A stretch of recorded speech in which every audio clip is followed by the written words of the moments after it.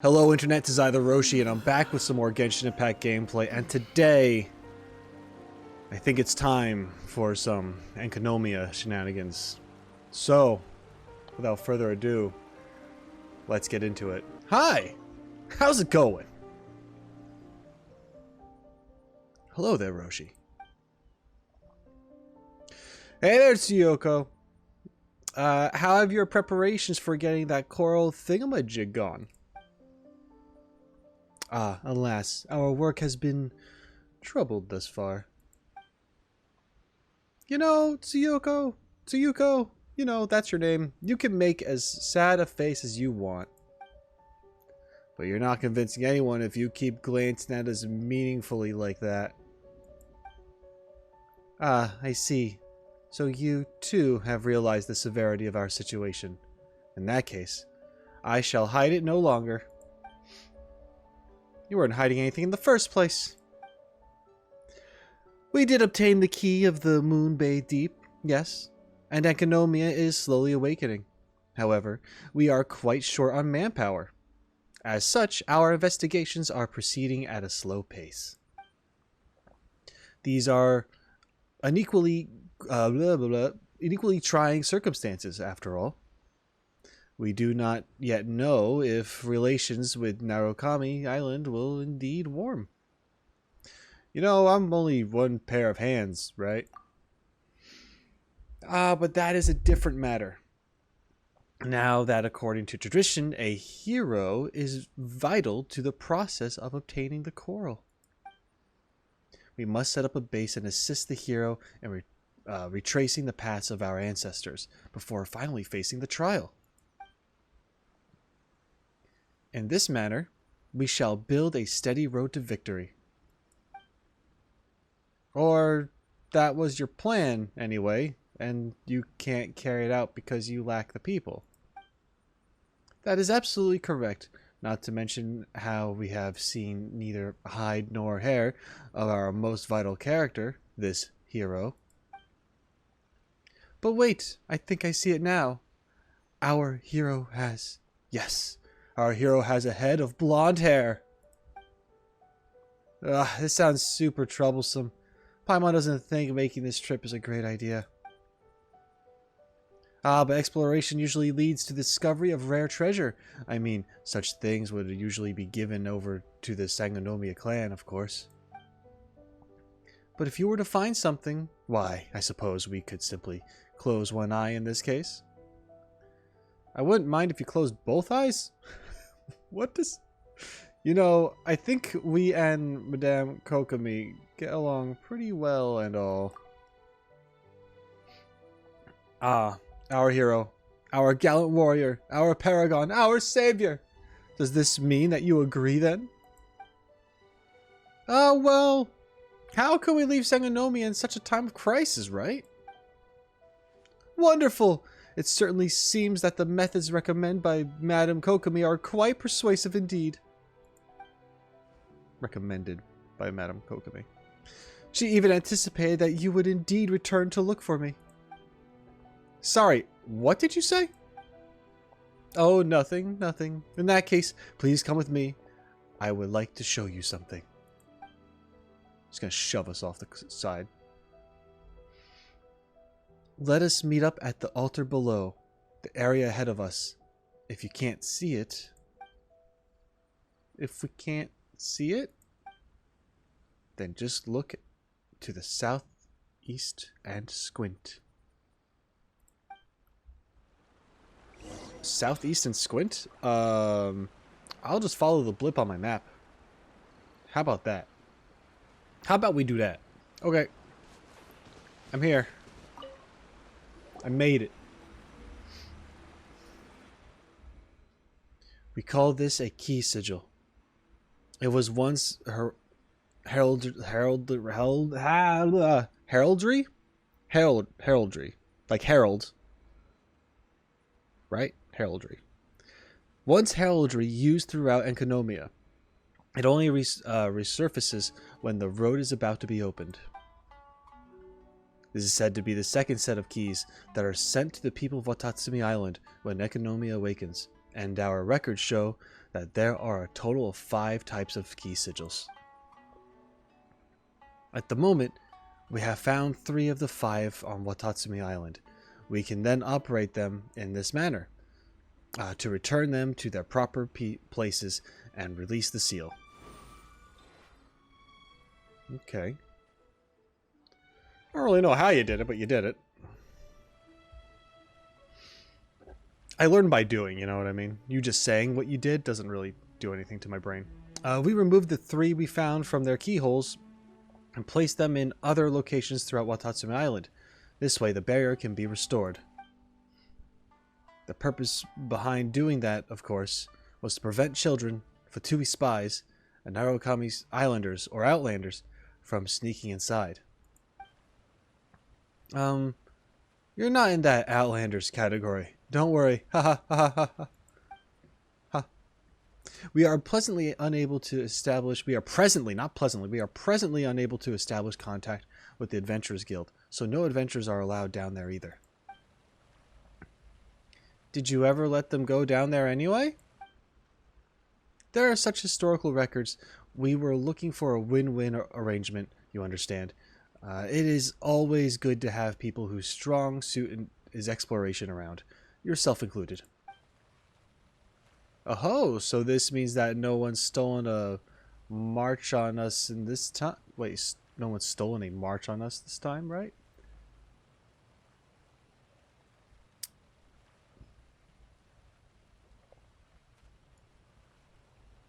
I think I know what she means, but I don't quite know what she means. Like, gotten ahead of us? I can only imagine she's like trying to be like, no one got to the loot before we did. Possibly. Maybe. Anyway. Whoa, Paimon, manners. Even travelers telling you to chill the fuck out, Paimon. You know what I mean? Come on. Well, how should I put this? I doubt that our temporary barrier restoration was completely foolproof. Some time did pass between our investigating at the key sigils locations and removing them from the keyholes, so some rats may have scurried in during the interim. We are short of manpower, after all. In short, if you encounter any Fatui treasure hoarders, Kairagi, or any of their ilk, feel free to teach them a lesson. Alright, so this is their way of saying, like, you're gonna see the same enemies that you've been fighting because this is our excuse to having something to fight while you're down there. Wait a minute. If they got down there so easily, what was the point of us getting the moon-caked whatever again? Enkanomiya will only awaken if we retrieve the key of the moon-bathed deep. Similarly, although I can't say that word either. Similarly, only the key can activate the trial system within. And if there are any who did not enter Enkanomiya to perform the Watatsumi Goryo Matsuri, well, there might be some other twisted, winding way to get in. Who knows? Either way, please retrieve the other key sigils on the island with all haste.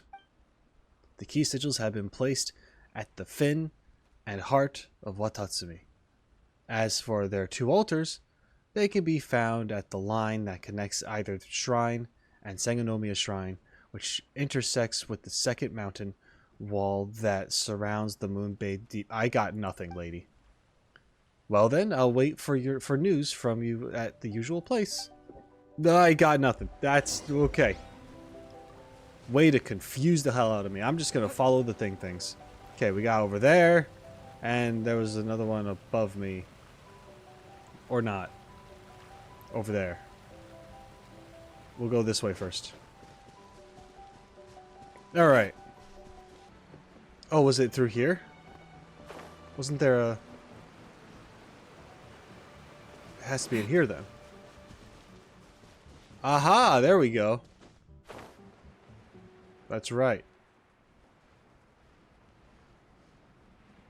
How did the Fatui get here? Decided my destiny.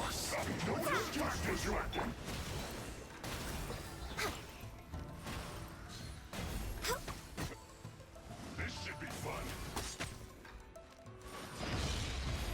My duty at an end. Oh. Where are you? Out of my sight.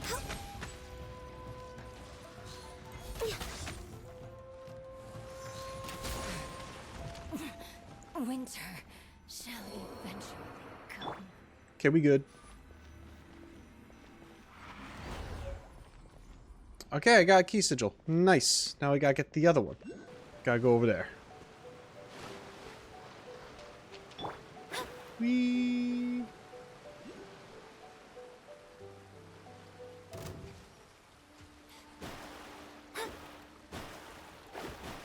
Fate is upon you. Blaze over. Alright.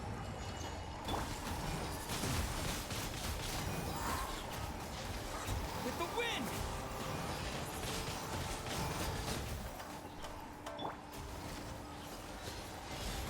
Ow.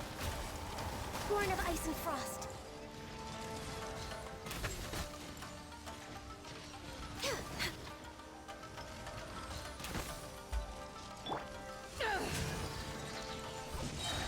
Eyes on me!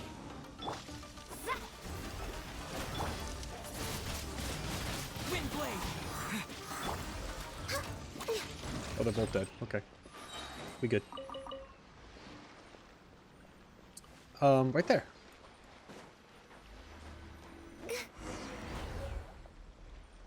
Alright, and then there's two more. We'll just grab it and move on over there. This isn't, yeah, it's not so bad. So far. I say that now.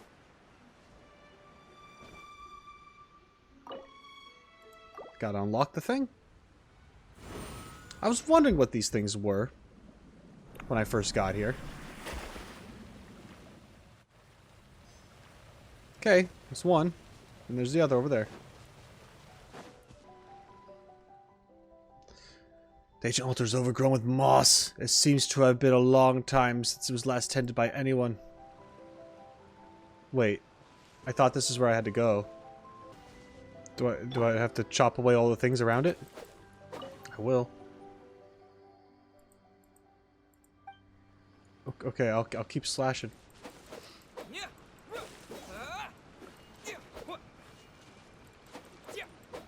Okay, that's the best I got. That's the best I can. Now I can. Ah, okay. That's cool. I like that. That's fine.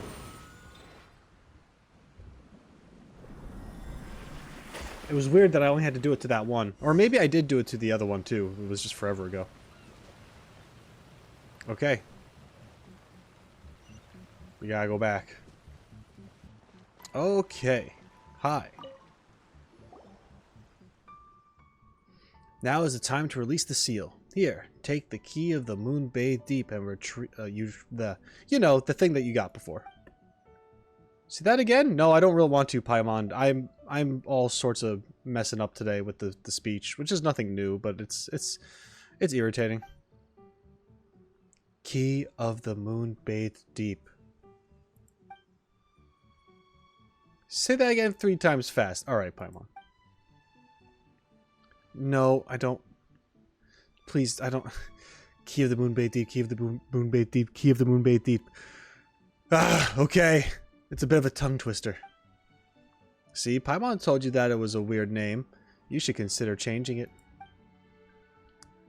Even if we do change its name today, it'll only be important again a few centuries down the line. Just bear with it for now. Either way, I'm going to begin the ritual now. Okay. Ritualize me, Captain.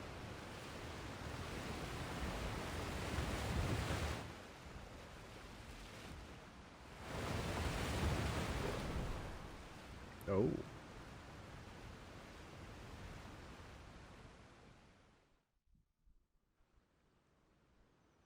Unfortunately, we do not have any details as to the nature of Enkanomiya's trial, so you will have to rely on yourself there. If we must blame anything, we should blame stupid traditions that are supposed to preserve mysteries. I wish you good luck. Also, please do not push yourself too hard. Your safety is of utmost importance. Well, Tsuyuko, I have something to tell you. I plan on doing all the Enkanomiya stuff I can today. So, I'll do my best.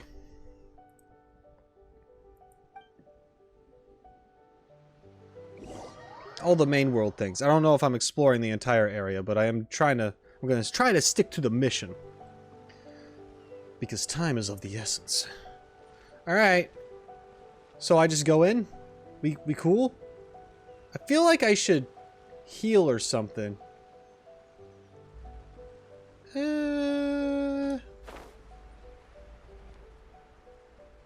We'll just go in. Right. What's the worst that could happen?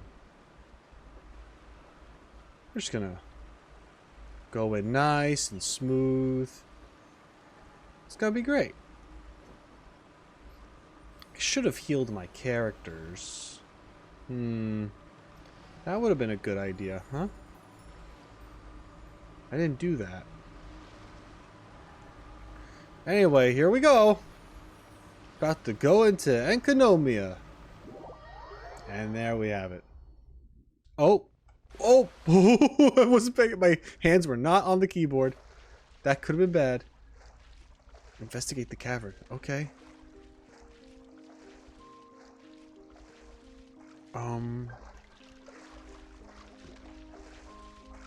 Huh. There's no... Oh, wait, there... Ooh, look at that. That's pretty.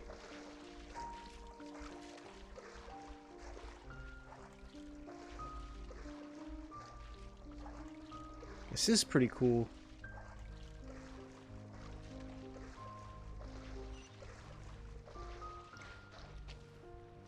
So this is Enkanomiya? No trace of civilization at all. Let's keep moving forward. Okay, yeah. Oh, a Sango pearl. Nice. There's other pearls too. Okay. Well, let's see what's up. Oh! 1,000 Leagues Under the Sea. Okay, we got a teleporter. Oh, wow. Huh. I don't know what's up with the creatures. You kind of look like you have the things that I need for Shenhe. Are you like a baby of what I'm gonna have to fight later? Or do I just fight you now? Hi. We're cool, right?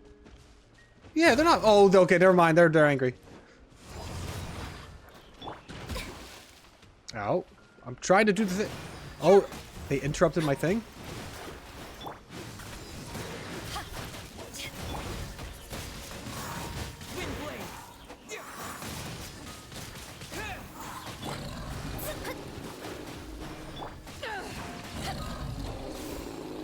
Okay. Well, that happened.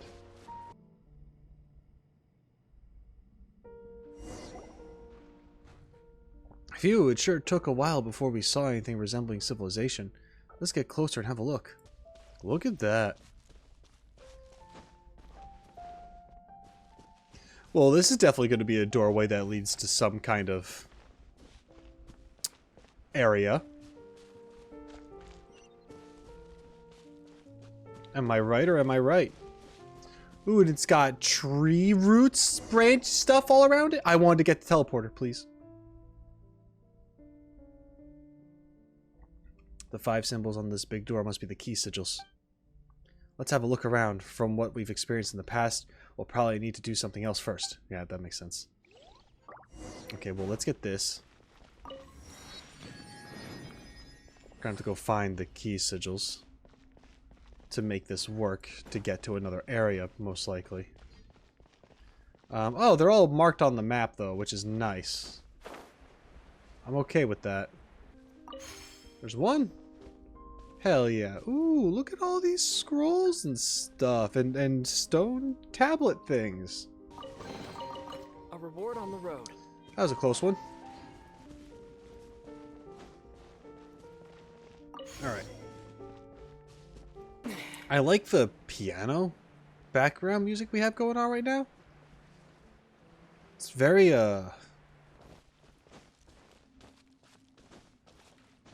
it stopped.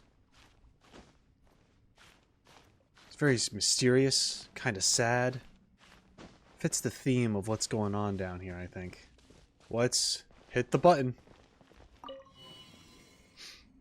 Let's see what's up.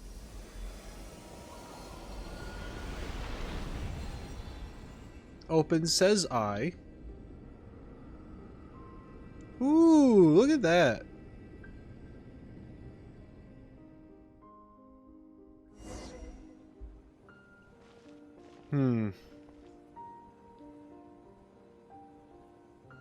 Okay. We're going in. Flowing sunfire. And something else.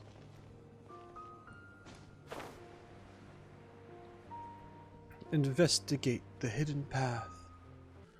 Okay. Go to the door. Hello. Decided by destiny. I can't run through you guys? Cool. Love that. Access denied.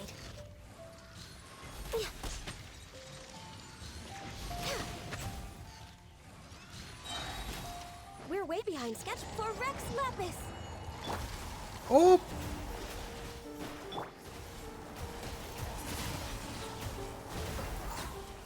With the wind!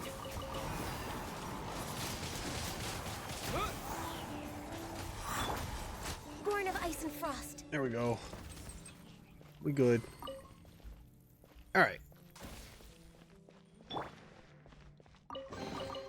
Is this an answer from this world?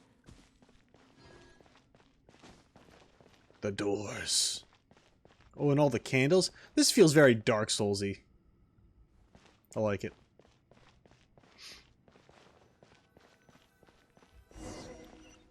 With the snakes. Oh, because of Orobashi, that's right. That makes sense. He's to use the serpent. Mm-hmm. Oh, and now it makes sense that we have all these really big tunnels, so you could actually slither on through, maybe. Uh-huh. Look at that. Okay, use key of the Moon Bay Deep to open the door. I will. That's why I have it. This is cool. This is fun. I've been waiting for Enkanomiya, guys, for a long time, since like I first heard about it in Mondstadt, just talking to the community and stuff. Ooh. I thought there'd be such a huge place underneath Watatsumi Island. I remember this from the version trailer. Holy shit. Oh, that means there's also Red Guy. Red Guy's gonna be here somewhere. Okay, Red Guy. Looks like our goal is that place in the middle. You think?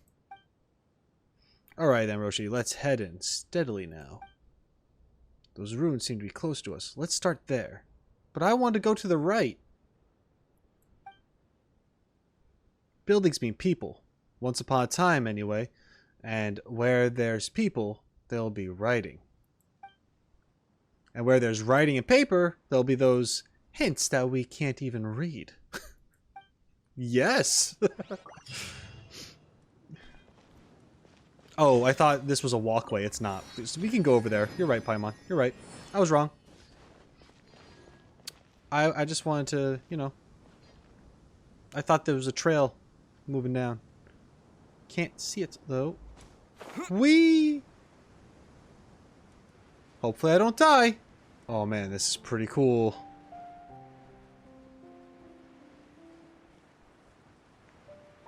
Alright. Sniper attack.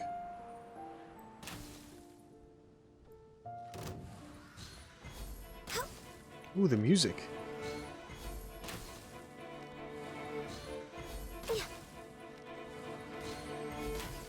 I like the music.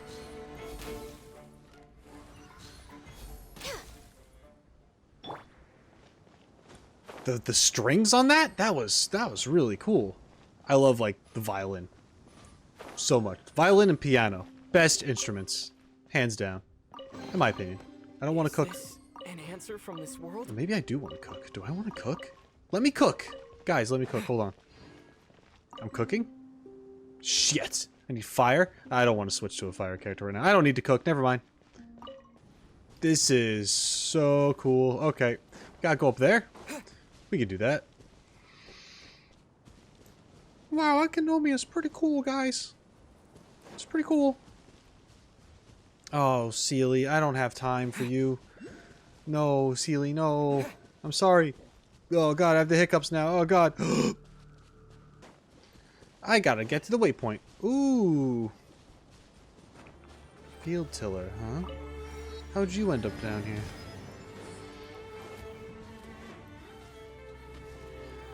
Born of ice and frost.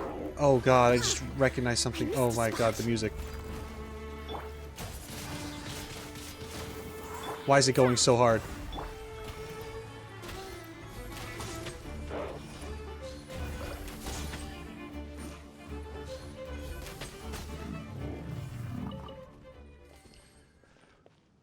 God, the music. Okay, it got to a point where there's like a like in the background, like just like a faint like female voice like breathily just whisper like and it's oh god, it's melting something inside my chest. I don't know. I think people call it a heart. I'm not sure.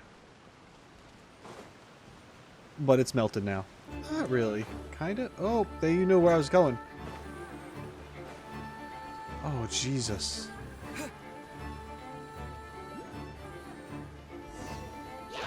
Oh!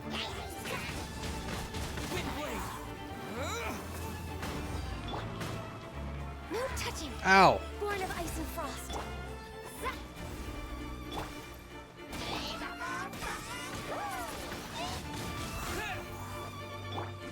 Blaze over.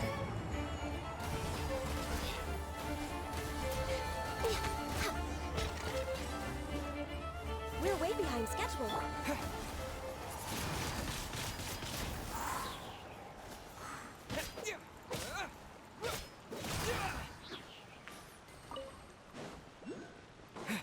Okay.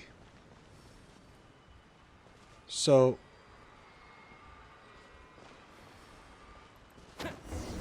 Oh, I have to hit the thing. Okay, cool. Oh, door's open. Look at that. Okay. The subterranean trials of Drake and Serpent? Talk to the person on the second floor? Huh? Someone on the second floor? Oh! Hello, guy. Hold on, I'll be right there. Why is there a guy down here?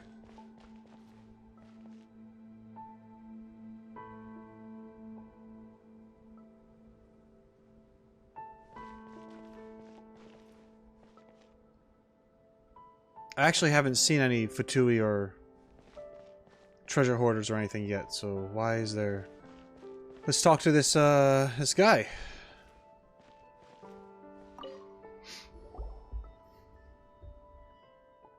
Uh-oh, trying to trespass, are we? Wait, maybe not. I correct myself. You two must be the heroes who have come to retrieve the coral this time, are you not? 2?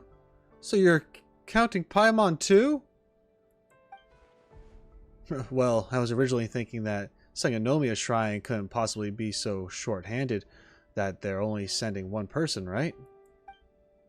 So consider my expectations exceeded. There's actually two of you. Oh, I know my way around a fight. Ah, I love your gusto and optimism. Good stuff. I hope that by the end of this, you'll count me into the team as well. I'm sure that the three of us will get on swimmingly. Let me introduce myself. I'm a researcher who has come to assist you. Call me Enjou.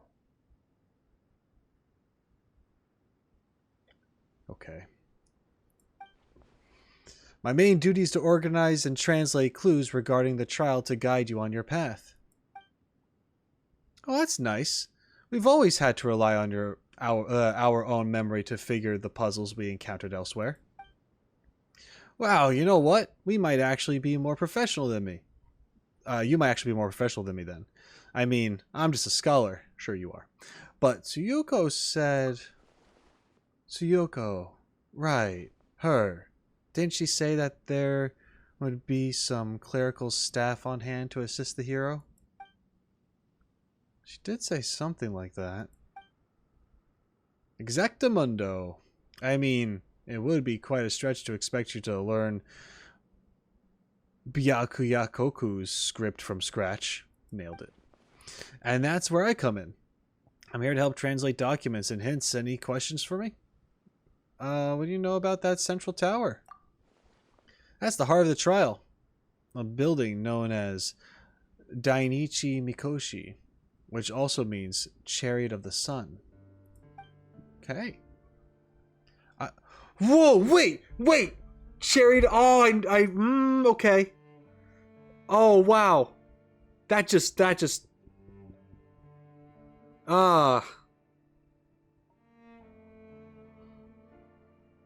know that. Right? That's a thing. This is that place? Kind of? Wait a minute. Hold on. Wait.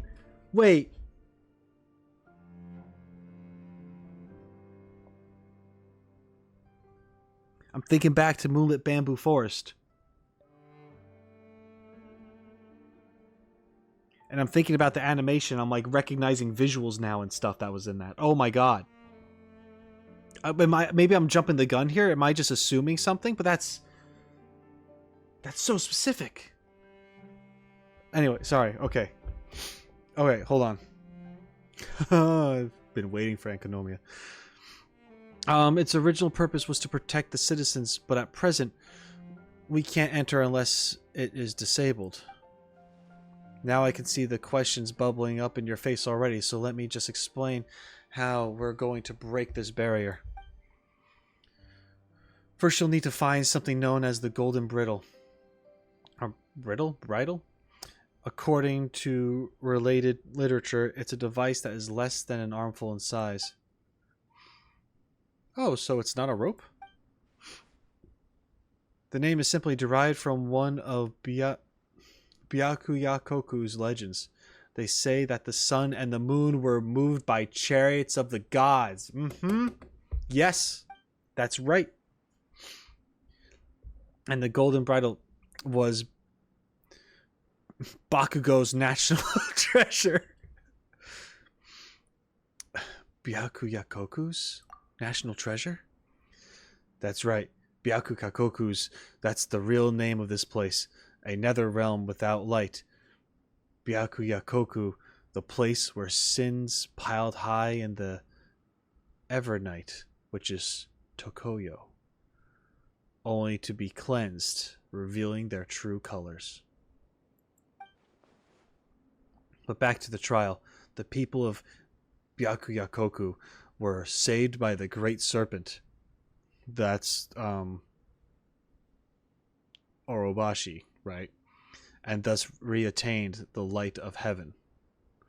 They all moved above the depths. They were saved by the Great Serpent and thus reattained the light of heaven. Okay. Just so you know, that's what my name means. Above the depths. Ha ha ha.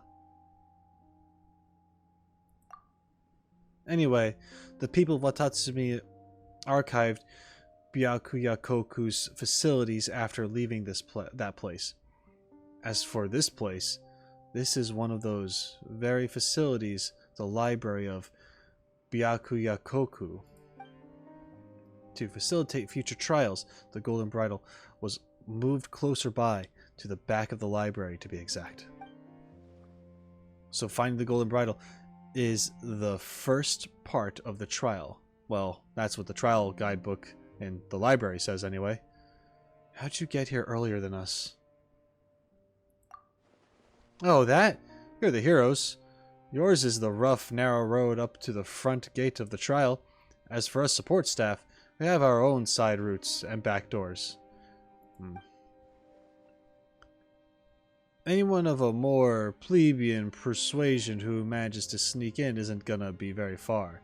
Without the key of the Moonbay Deep to open the gate, the trial and its contents will not activate. Plus, it's not as if ordinary people would understand Byakuyakoku's script anyway. They wouldn't be able to figure out the clues. Without the Golden Bridle, there is no entering Enkanomiya and probing the secrets of its eternal night. If you really don't trust me, you're free to rough me up a bit, but don't drag me back to the surface afterwards. Thanks. As you can see, I'm just a scholar with a thirst for knowledge, and with a certain tome that he must find in Byakuyakoku. Well, he said this much, and it certainly doesn't look like he's trying to trick us. Paimon thinks we can trust him for a while, Roshi. You would think that, Paimon. Thanks for the token of faith. Well, I've covered the basics of the trial with you. Off you get, then. This Golden Bridle isn't going to find itself. Oh, one other thing. I believe that this picture behind me, I was trying to look at that actually, behind me matches Enkanomiya's topography. I suggest you study it carefully before heading out. Okay.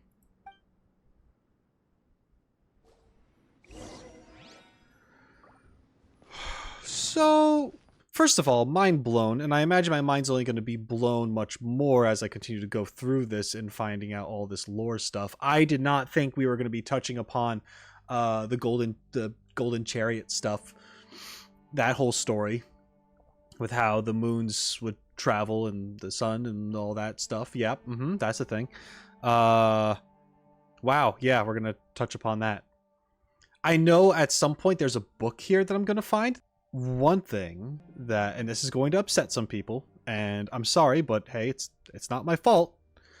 I know who Enjou is. Enjou is Red Guy.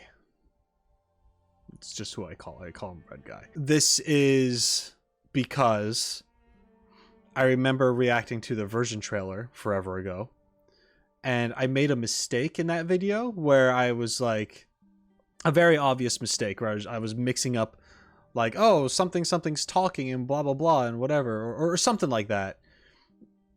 I think it was that video. I'm not sure. Either way, the main point is that I was talking about the red guy that appeared in that version trailer, and the comment section exploded, and everyone called that red guy Enjou. So I know. I don't know what he's doing. I don't know exactly why he's here, other than maybe it is just to find information. I don't know his deal. But I know that a lot of people like this character. Yeah, a lot of people had to correct me with the proper name of said character when I did not know it at the time. This was so early on, I don't think people knew that I was going to be playing the game. I can't remember if I ever said I was going to play the game.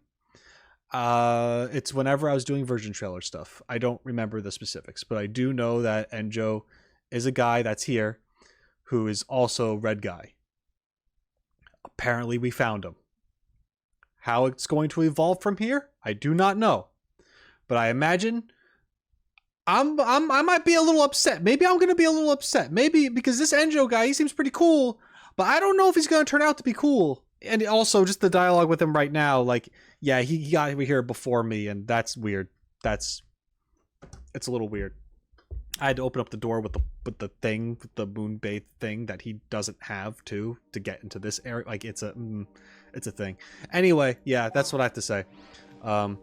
So my apologies if that disappoints anyone. At the same time, can't be helped. Nothing I could do about it. Wasn't my fault. Maybe you should control your community. I'm messing. People get excited and they want to talk about stuff. I do my best. I'm better at avoiding things like that now. I'm surprised of how much I haven't been spoiled on just because I've trained myself to avert my eyes at the last split second when I actually go and read some comments. For the most part, the majority of you guys are pretty good. But there's some of you who... Even some of you who have been around for a while who still don't quite fucking get it, which is like surprising. But hey, I get whatever, man. It is what it is. I do my best to stay as in the dark as possible. But yeah. Anyway, let's investigate this map. Oh, okay, yeah, sure. And we'll go there. We gotta get this, and then we're gonna go there. We're gonna have to get that too. The Narrows. Oh. Ooh, wait a minute. Oh wow, this is a lot bigger than I thought it was gonna be. All right, Enjou, I look forward to you not betraying me. Let's get going. All right. Got it.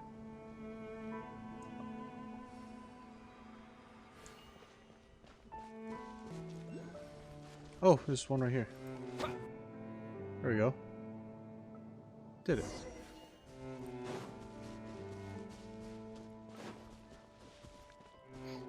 Okay. A reward on the road. Alright, now let's go bring it back to Enjou. Yeah, we got the thing. You know how it is. The hereditary national treasure of Byakuyakoku, but it has lost all of its own power.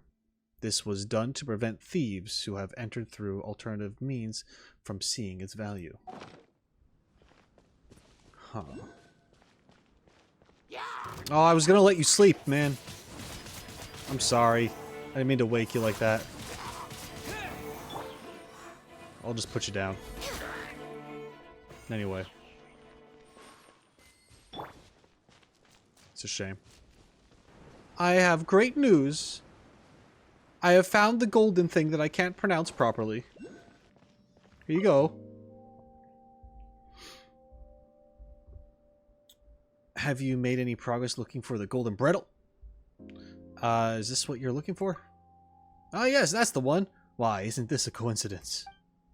The book says that the craftsman Albaraku no Mikoto was... Abrax. Was ordered to create the chariot of the sun to finally bring light to the everlasting night. Before this, the people lived in constant state of fear, for it was the great hunters in the dark, the Bathismal Bishops, who were the original rulers of this land. The Bathismal Bishops. Yes, pure primordial elemental creatures, wild spirits who never bent the knee to any god or worldly power, as the creatures that we see around. I believe that the traditional Enkanomiya tale, the clash of the drakes and the serpents, also refers to the Bathismal Bishop as a dragonheir of the depths. At first, people would light lamps to chase the dark away, but to little effect. But when the Dainichi Mikoshi was created, the white night chased the darkness of the Evernight away. Thus did the people gain a reprieve with which to live their lives. The Dainichi Mikoshi could even be used to put forth a barrier to protect the people of Byakukoku. With this, we should be able to bring the barrier down. Let me help you activate it. According to what the book says, I need to do this, then this, and then this. Okay, that should do it. The golden bridle's ready. Commanding the Dainichi Mikoshi to drop the barrier should be peanuts now. But we should probably perform such portentous deeds at the outermost gates of the Dainichi Mikoshi, wouldn't you say? The main gate should be on the southeastern section of the area it occupies. Just circle the barrier a bit till you find it. Enjou goes into detail about where the meeting place is without really caring if... Okay, yeah. Enkanomiya is surrounded by bottomless chasms. If you fall, you could count to 100 without ever hitting the bottom. So please, please, watch your step. In any case, if you can't find the place, just circle around the barrier a bit. You'll get there eventually. I'm almost done with my own investigation here. I haven't found what I'm looking for, though, so I'll go on ahead to wait for you. Okay. He's run off by himself? Enkanomiya might have been emptied, but it's way too reckless. You know what? Paimon still thinks he's kind of fishy. I do too, Paimon. For reasons. Alright. Sorry, I keep looking over here because my cat is being weird. Anyway. Okay. Ooh, it's glowing now. Alrighty. You know, he wants us to drop that barrier, and I feel like it's for his own gain. I don't think that anything good is going to come from that. And I feel like... I feel like despite knowing what enjou is, but not really knowing what he's about, I think even if I didn't know, I would still be a little paranoid about this, because it is a random guy who is here. And, yeah, he wants to lower a barrier. And he has reasons, but that doesn't mean I buy those reasons, you know what I'm saying? I'm just saying, it is kind of fishy. I agree with Paimon, it is kind of fishy. I'm just someone with trust issues is all. So this is normal for me to be like, I don't know. Hey, I made it. I'm here now. Here's Enjou. Hi, buddy. You gonna help me out?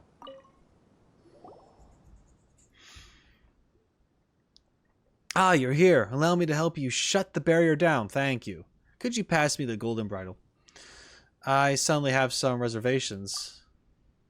Huh? Still suspicious of me? Well, Enjou, don't you think you're a bit too quick on your feet? I think so, considering how lost I got just now. Oh, come on now. That's hurtful talk. Though I suppose that the sight of a literary researcher bouncing about the place happily is a rare one. But come now, I didn't deceive you earlier, did I? You could still be deceiving. Well, that's true. We couldn't have found the golden bridle without your help. I mean, this will definitely sound like villain talk, but aha, only I can help you now. There you go. You can hold me at sword point, or hit me to make you just want to be hit. You're a masochist. Or hit me to make up for the time you didn't earlier. But once you're done with that, I'd like you to trust me. If you don't, none of us are going to enter the Dainichi Mikoshi. Are you the type who enjoys getting beaten up or something? Yeah, Paimon, he's a masochist. Not that Paimon's going to do that. What do you think, Roshi? Hang on, I'm rolling my sleeves up. Roll my sleeves up. Oh, wait a moment there. You're joking, right? I've got a glass jaw. Okay. Stop scaring him already. Just give him the bridle, Roshi. Okay then. Now allow me to help you bring this barrier down. Please step back a bit. This is my first time, after all. Things, could go poorly. You never know. What could happen? For example, the blast could send you tumbling into the bottomless chasm, or the fetid air might make it hard to breathe, or maybe some giant guardian dragon might come charging out. Or I might even get cursed and turn into some sort of flame-flinging monster. That's kind of scary.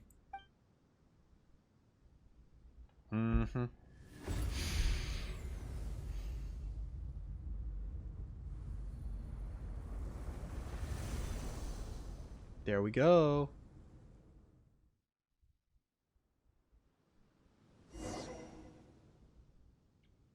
I gotta say, Opening ancient ruins for the first time in my life feels pretty exciting. Watching the huge wall disappear really gives you that kind of rush you get from burning a huge library, you know? What gives you that kind of rush you get from burning a huge what? Huh, that sounds really dangerous. You sure you're a researcher? Of course. I already can't wait to investigate the insides of the Dainichi Mikoshi. What long-lost volumes will we uncover there? Well, allow me to go ahead first. If you find any tempting treasures, you're free to take them. Yeah. Yeah, you don't just say about... You don't just talk about burning libraries. That's, okay. Did I miscalculate? Man, I don't like how you can't go up steps when you are aiming. That's kind of unfortunate. It feels bad.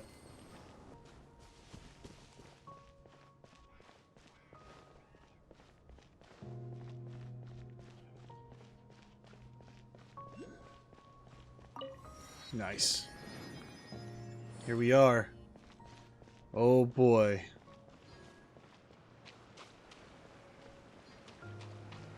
I don't really know what to expect to happen. I mean, this is...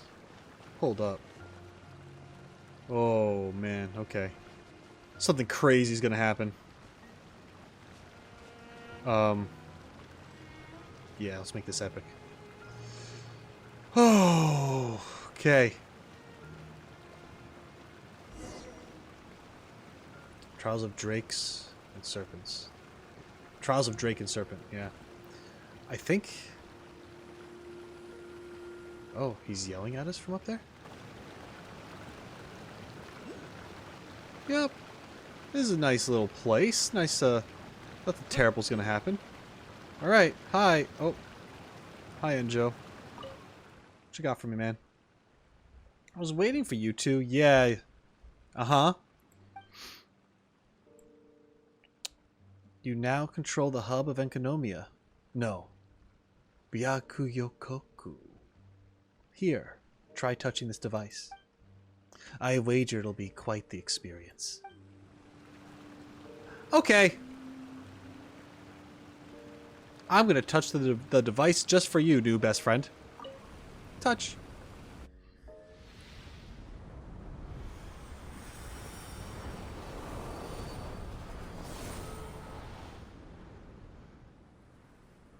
Yeah. Yeah. Oh, a ghost.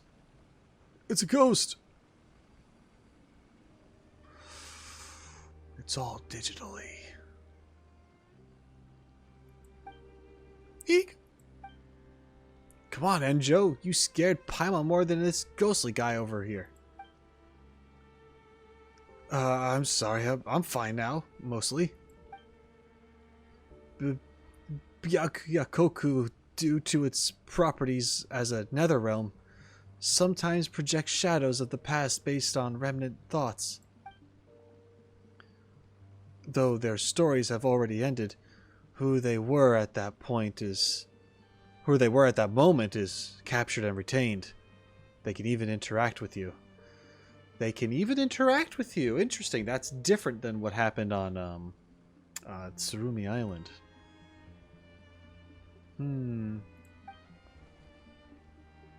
Such powerful emotions are called the sins of Tokoyo. Powerful emotions. Sins. Thus, these unique ley line phenomena are known as sin shades or shades of Tokoyo. Yeah, ley line phenomena sounds about right. So, my current form will be visible to future heroes as well then? That's good to know. Guess I don't have to be nervous after all, huh? The future me is going to act based on current me's memories. Still nervous, though. What in the world? It's talking! Ah, seems like our heroes have arrived. Hello there. My Watatsumi name is Aru, and my original Byakuyakoku name is Argos. I'm in charge of explaining the next step of the trial, which is to restore the reigns of revival and display your royal right over this land. The reigns of revival are a national treasure that can be used to command the spirits of the nether to speak, and they are made of the same material as the Dainichi Mikoshi. The reins must be pieced together with the golden bridle as the core. As such, you need to find 3 other fragments. And if you have any other questions, feel free to ask. I believe that my leftover spiritual essence should be able to answer your questions. Do you like eating butter crab? That's a very random question, but I do want to know the answer. What is that? Then, do you like some fresh fish sashimi? Huh. That reminds me. Recently, Watatsumi Omikami has raised land for us above the sea surface, so we should be able to start shallow sea fishing. The variety of edible fish should also increase. I like sushi and sashimi and all that good stuff.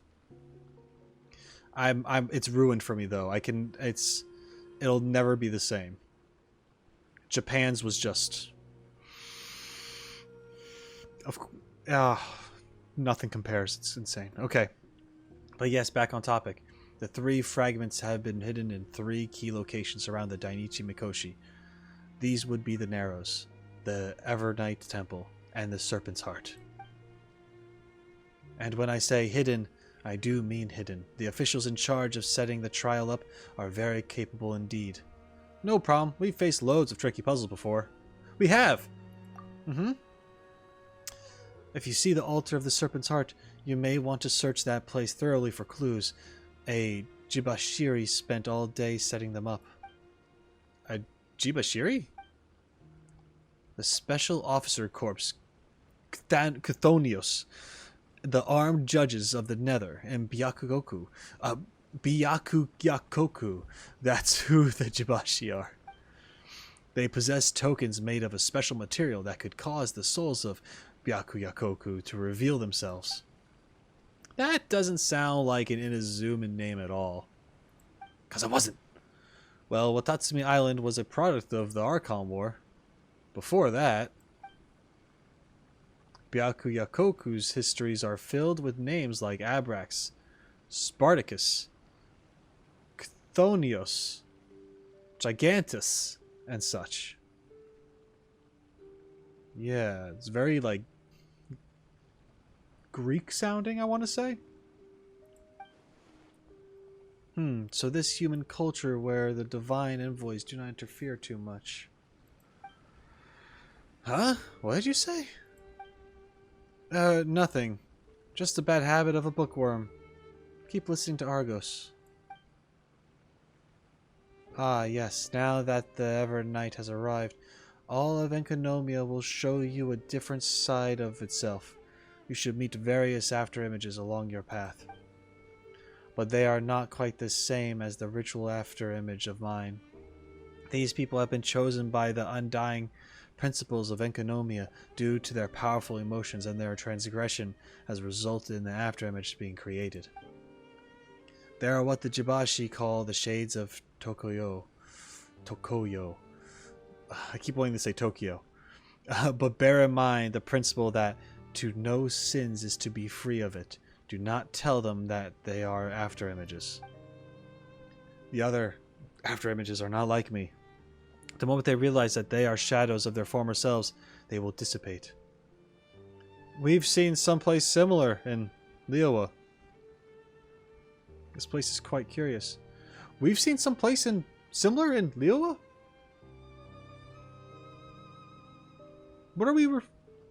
Are we talking about the border? Like, what are we talking about? We must be. If we're talking about Liyue, we must be talking about the border. So, I guess it's just talking about in general that you've bound to have experienced something kind of like this. This place is quite curious. On the other hand, we people of Enkanomiya have gotten used to it by now. Well then, good luck to you. Well, I'll be waiting here for good news from you. Okay. of sun and moon. Ah! I'm guessing we go there. Now, I don't know that for sure, but... Or do I go over there? But that looks like a temple. Or it was. Or... Is that a temple down... There we go. Yeah, this is definitely where I have to go. For sure, for sure. It's gotta be. It's gotta be. Come on.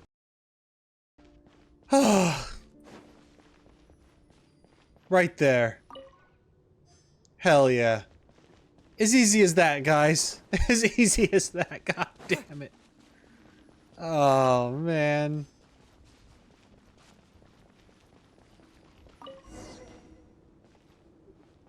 Go to the secret room.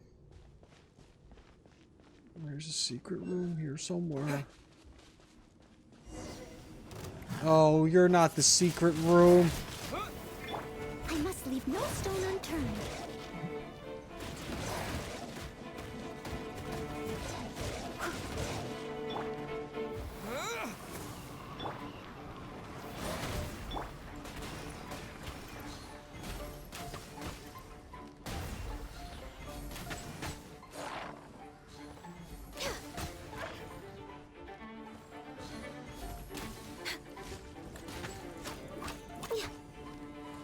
Born of ice and frost.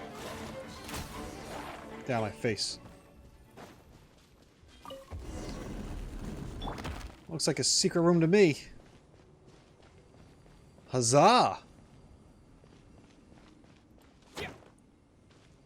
Fuck. Alright.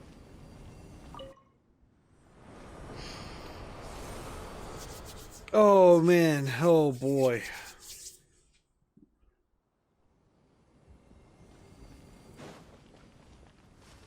Huzzah! There we go, it worked that time. That's right. Damn right it worked that time. For no reason. God. What if I do that?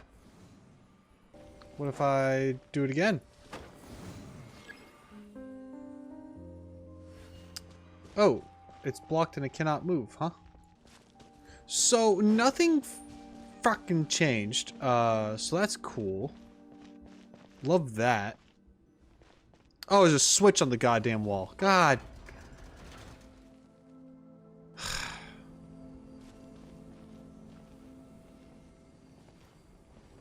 Man. Oh, there's more than one. There's a bunch of switches on the... Oh.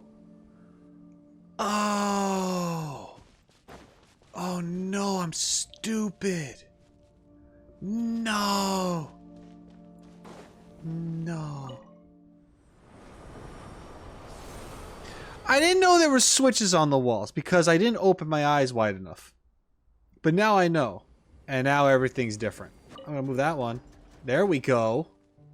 Yeah. That's the one I think I had to move. It is. Hell yeah. Okay.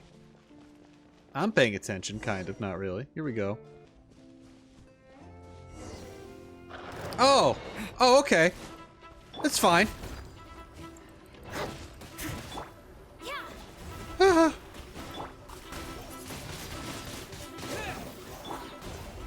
No touching.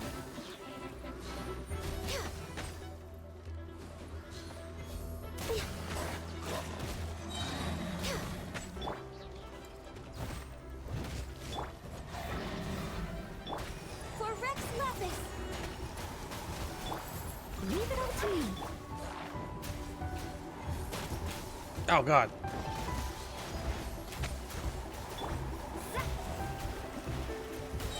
Written in the stars.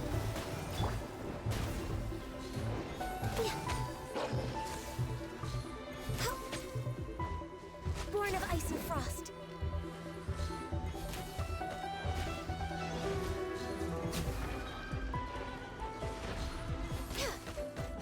Got them. Worked out. I kind of got Should that. we really be off work this early? There is still a lot left to do. Ganyu, you're exhausted. Stop working. Alright. Okay, so that's one of the fragments right there. We got one. Hell yeah. Oh. This is something. Oh, good. It's a big one. We're here. Hi.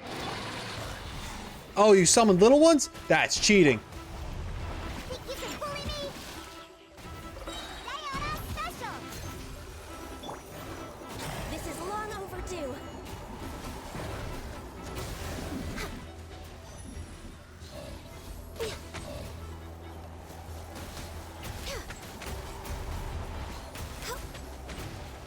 Born of ice and frost. Oh.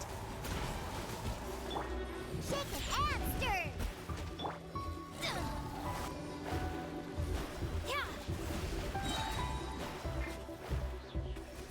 Fate is upon you. Access denied.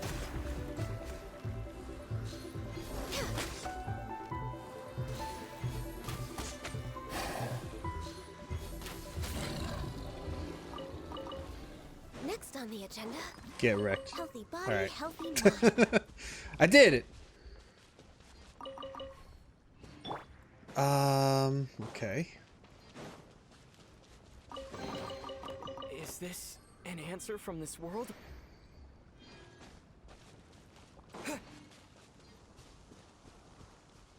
So this is not the spot.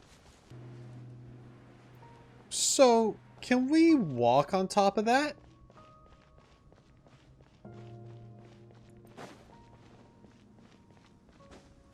I wish there was a way to see. I'm going to assume that we can. We can. Okay, good. Because it wasn't here during the day. So. Oh, no, it's... No. It's alright. Thank you for trying to help.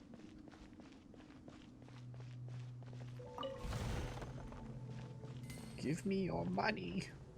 Okay. Are you gonna help me? No, you're not. Alright, cool. Okay. Let's start getting some waypoints and figure some things out while we're here, shall we? What the...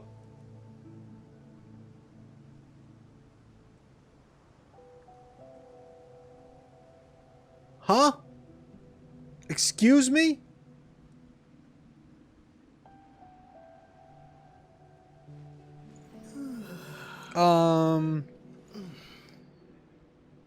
Oh man, with my connection right now, if this thing fights me, I might be freaked. That thing looks strong. Okay. Hi. Are we cool? We are not cool, huh? Your health bar appeared immediately. I'm just gonna walk up casually, man, and we're gonna... You know, I don't mean to alarm you in any way. I'm just... Oh, but you're the reason why that chest is locked off, huh? You are like this guy. Behold, the abyss has come. Oh, cool. Good. The gifts of grace. Alright. Guided by destiny. I love that, how that didn't work. Oh boy, I am trying so hard to do anything right. Access denied. Snatch. You have your dream. Shine. The gifts of grace. Hear the No truth. touching.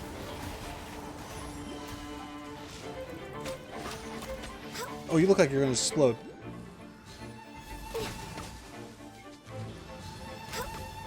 Oh, Think you can bully me? Be upon you. Hear ye the word of joy.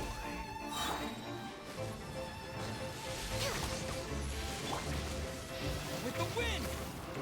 The truth shall set you free. that's cool. I'm so glad the truth will set me free. Hear ye the word of joy. Grace be upon you. That's nice. Peace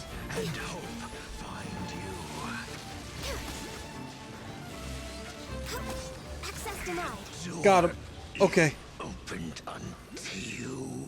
That would have been a little easier if my internet wasn't as spotty, but hey, we did it. Perhaps whoever left these behind was also fulfilling a contract. Yeah, maybe. What's this about? There are 2 rows of text. Okay, yep. What's the translation say? Here lies Yon no Mikoto, versed in fortune-telling and sigil signs, but who often predicted falsely, never errant only when reading the span of his own years. Huh. Okay.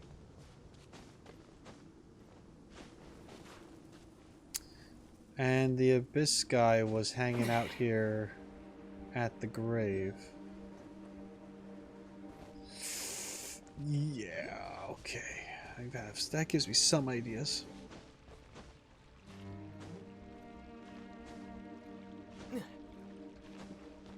Okay.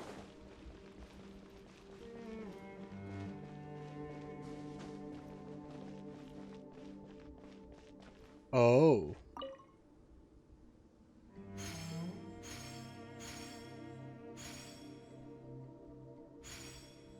I guess I got them all?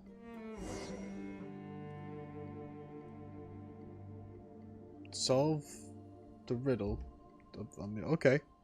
Oh, I didn't get them all. I just have to... Well, okay, so it's 1, 2, 3, 4, 5. Okay, so... This way first?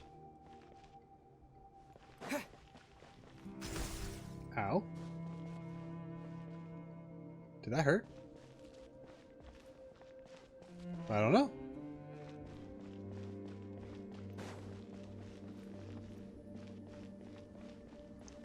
Oh, wait. So that's 1, 2.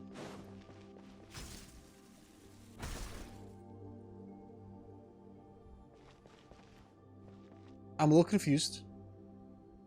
Okay, 3. Okay. 4.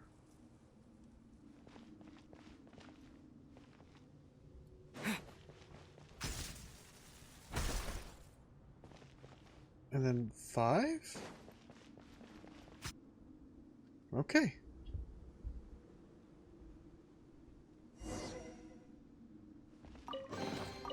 I'll keep this close. Heart of Ouroboros completed. I did the thing, I guess. Alright. Now it's just the last one. In the Narrows. Or whatever it was called. Jesus. It's not so much of a secret room if it tells me where it is, I guess. But cool, I'll take it. I'll take it. I don't need to waste any more time looking around for this thing. I remember I looked down here. I was like, nope, not going down there. Oh, and there's a door. That's exactly where I had to go.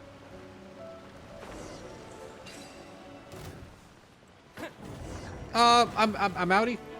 Peace. Ha! Can't get me in here, idiot. All right.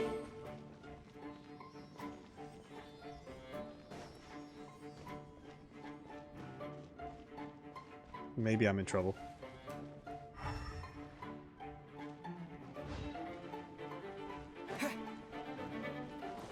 Where are you gonna tell me to go?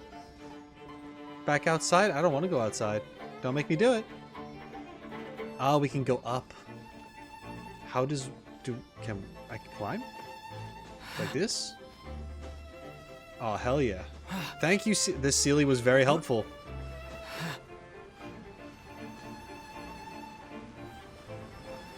You went over there. I can't do much about that. Okay. Oh. Gonna switch it up.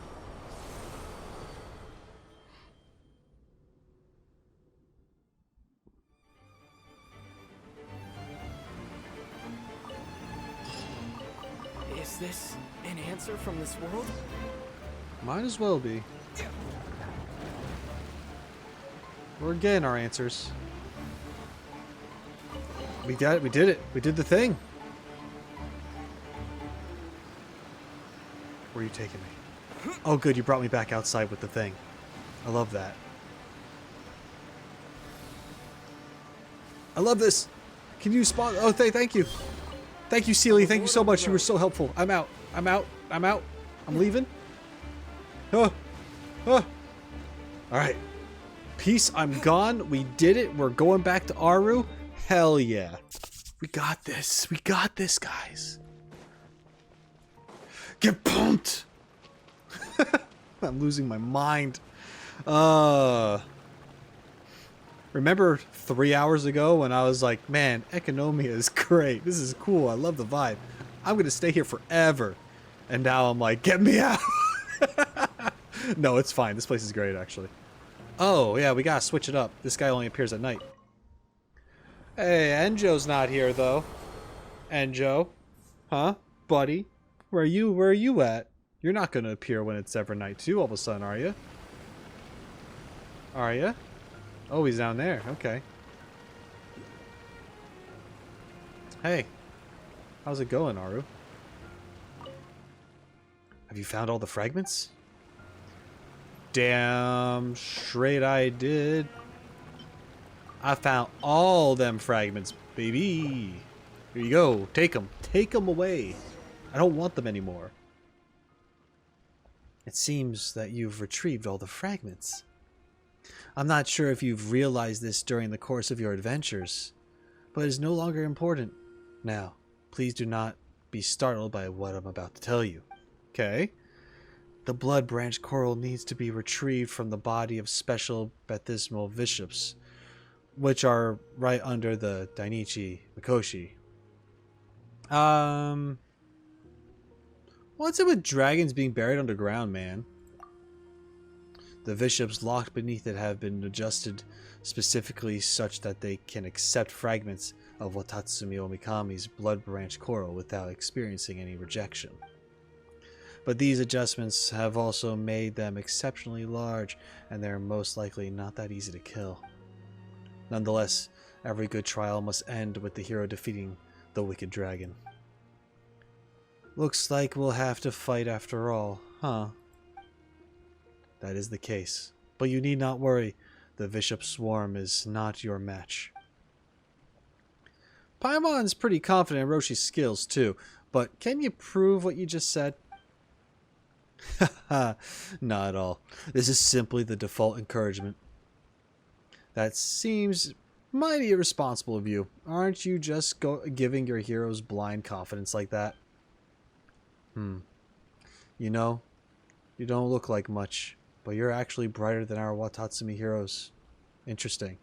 It's kind of like what the teachers say to you in school and stuff, where it's like, you could be anything you want. You could grow up to become anything you want. They're all lying. You gotta work for it. And sometimes when you do, you still fail.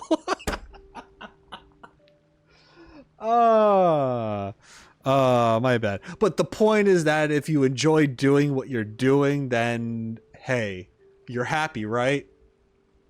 If you're doing the thing that you find enjoyment out of for the sake of making a living off of it, then you're probably... I mean, it's good if you can make what you enjoy into a living, but if that's the purpose of why you're doing the thing, then you've lost the path, right? Yeah. That's just what that is. And I'm like, you know, of course I'm over here trying to make YouTube a thing. At this rate, it's not going to be a thing. But I am happy with what I've done. And the point of me doing it in the first place was because I was just like, I need an outlet. I need something for my mental health to be creative and have fun and play games and like talk and do stuff and like react to things or whatever. Like I wanted to do something. And that's what this is. So, yeah, I don't know. If this never kicks off, then it is what it is. I'm happy with the success that I have so far, and eventually I probably will need to have more stable income. And when I do, I can still do this. It won't be as often, won't be as frequent, but I don't think I'd stop. And that's the point I'm trying to make. You just gotta do what you want to do, and for the right purposes that make you happy. Nah, you guys just have a little brain juice to go around. Okay. Wait, no. Paimon was saying that this isn't right. I know. This is the sin of deception. But the coral's retrieval is something that concerns the survival of Watatsumi. The heroes are only here because they're determined to see this through. All I can do at this point is to push them forward. I have faith in the people of Watatsumi, and I believe in those that shall come after us. In name, at least, I am a sinless shade of Tokoyo. Born for ritual purpose, but on this level, I suppose I am not myself free of transgression. But we're actually here for the treasure? Sorry to disappoint you. In that case, allow me to help you put the reins of revival together. Okay. Thanks for your help. Though I suppose the name Reigns of Revival is not entirely accurate, it was originally written as the Reigns of Recovery, namely the recovery of control over things that return from beyond the grave. The chariot of the sun brings light in the day, and by night come the spirits of the past. The one who bears the reins may master both the light and the gloom. Speaking of which, where did Enjou go? That person looked up and down the Dainichi Mikoshi for a while before displaying some displeasure and leaving. It seems that he had not found what he was searching for. I am quite certain that he is not of any Watatsumi bloodline. He also has some kind of special art on his person that may be able to disrupt the ritual or cause me to dissipate. Yep. I am one who guides the heroes and cannot act rashly. If I were to disappear, these trials would also cease. I cannot allow such an outcome. Thus, while he is not near, I must caution you to be wary of him. But we wouldn't been able to find the golden bridle without his help. We might have not even have reached the Dainichi Mikoshi at all. Is that so? Perhaps I am overthinking things. After all, only the trusted retainers of the Enkanomiya would know the ancient language of Watatsumi. Of course, there is another possibility. But it is likely no large problem. Long years have passed since, and time grinds all civilizations into dust. But let us return to the trial. I shall open the path to the final trial. Watatsumi is pronounced guilty of the following sins: 4 counts of the sin of profanity, and a further 8 counts for the sin of deceiving living souls. With this stone I seal the everlasting, but transgressions past shall not be pursued. What are you talking about, Aru? He's doing the thing, Paimon. This is my final task, which is to read this blessing. Its meaning is that Watatsumi Omikami is about to carry all our transgressions and go to its death. There is one last thing I must ask of you. When you have left Enkanomiya, tell no one of anything regarding the trial. This is how all previous trials have been conducted, and I hope you can keep it this way. I understand. I won't talk about it. I'm going to talk about it. Next, you must prove your valor against the Baptismal, fish up underneath the Mikoshi. You know what? This isn't the way I wanted to put this. You're there for the blood branch corals, and we're grafted onto their bodies. They will not simply roll over and let you do it. You know what I'm saying? You got to kill the thing if you want to get Shenhe strong. That's what I'm trying to tell you right now, guys. Anyway, they will unleash upon you the grudge that they have nursed over many long years against humanity, blah, blah, blah. That will, without a doubt, be a mortal struggle. Enkanomiya's survival is in your hands, so good luck. Wow, Aru kind of cut the bullshit at the end there. It was pretty cool of him, I guess. Anyway, here we go. Oh, it's okay. It's an elevator. All right. All right, that's fine. I should have expected that. I thought the floor was just going to drop and I was just going to make a Wilhelm scream as I fall. And a little elevator ride. Okay. Oh, we're going pretty deep. Okay. All right. All right. Okay. Oh.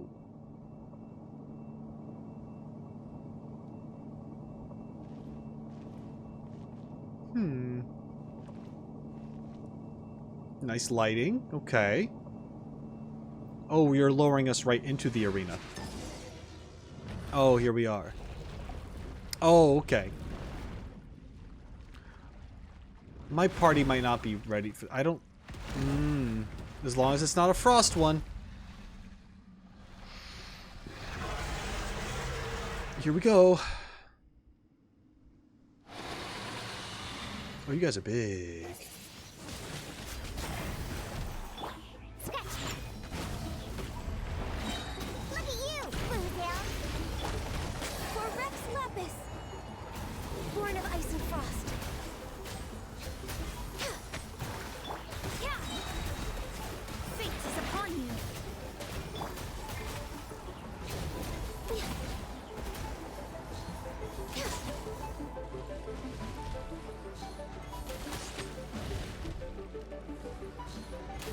No touching. Okay. Check you out, Roshi. You actually defeated these Bathysmal Bishops all by yourself. Impressive. Most impressive indeed. Hi, Enjou. Can I touch them?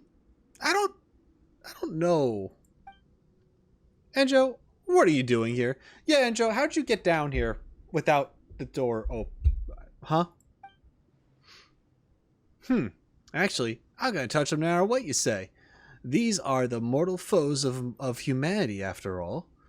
This chance may never come again. Okay. Ah, oh yes. You must be wondering how I got here. Well, bear with me a moment. I need to think about where to start explaining. Simply put, Enkanomiya is the netherworld of sinners. Yes, I am one such sinner. Oh. One who has committed the sins of deception and betrayal. Yep, okay, I see. Yeah, I see how you're tying this in. Okay, cool. Wait, Paimon still doesn't get it. What are you trying to do, Enjou? I came here to search for a certain book. That's a book that I want too, probably. That book contains records of the things that happened in Bakugo before the Dainichi Mikoshi was constructed. These chronicles are known to the people here as the times before Sun and Moon. Before Sun and Moon. Okay. We're going way back. Back then, no gods walked the earth, and the whole land belonged to a single civilization. Bro. I was wondering if gods had always been there or not. But of course they, I guess, wouldn't be because they'd have to come from something. Okay, anyway, sorry.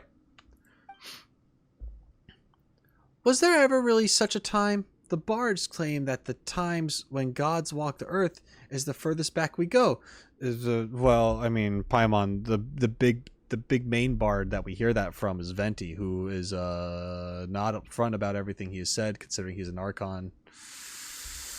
You know, and being a god and all, and yeah, you know, I'm just saying. They also talk about Conria being the cataclysm, and not specifically like this is when the gods destroyed this city because they didn't like them. You know what I mean? So that's a whole nother thing. Not saying Conria didn't start shit, but you know, who knows? Yes, that's precisely it. That's why I wanted to find this book. That way, we, the Abyss Order, would have proof. Proof that the gods in Celestia came from beyond this world. There we go. There we go. That's the that's the information. Okay. Enjo, I like you as because you're just giving me this lore. Because, you know what? You're all right. You're all right.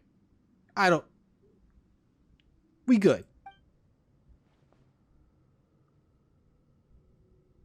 Do you know where my sister is? Anyway, the only thing I do know at the moment is that the Great Serpent was sentenced to death by Celestia for accidentally reading this book. Yeah. Okay. Oh my god. Guys, I'm losing it. Okay. Oh shit. Oh no. Oh no. There's so many things in my head right now. Uh-huh.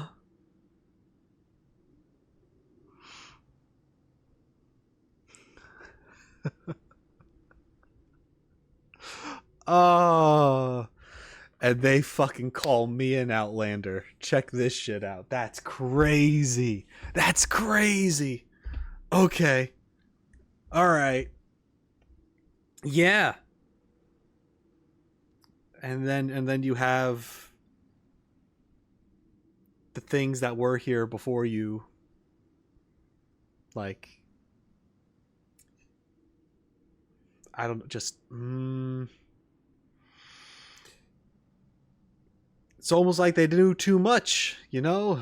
These things before gods. Or Obashi. Right and sent to kill. Okay. Who wrote the book, though? An entire nation was relocated. The door to the depths was sealed. And that nation was stirred up in an eastern expedition to cover this truth. Yes, that was the grand ritual of sacrifice required for the people of Watatsumi to once again live like humans. But as for this book, I searched for it in the library and the Dainichi Mikoshi, but I could not find it. That's too much information. I like it though, but there's a lot. Wait, I said this much, and that's all you have to say? Not going to grit your teeth in anger? Or just dispense with that and smack me in the face? Did you seriously want to get beaten up that badly? I mean, the guy does want to get beaten up. But actually, I don't think I did anything that bad. I didn't technically lie to you. I am a clerical staff member sent to help you. I just never said that I was sent by Enkanomiya. I was indeed translating literature here. But you know, it had nothing to do with the trial. I am a bookish character. And hey, did I or did I not transform into a fire-flinging monster? Yeah. I believe that you refer to our exegetes as lectors, yes?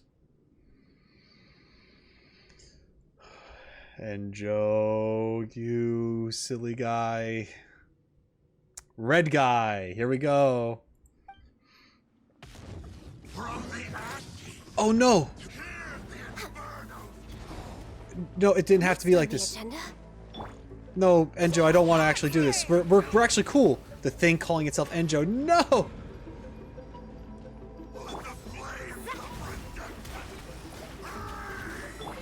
Your voice is really cool. Alright. How about you chill out?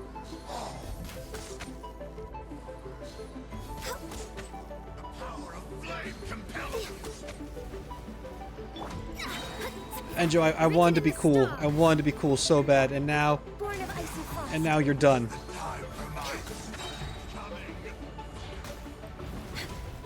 Oh. This is long overdue. He's not done, I guess. Access denied.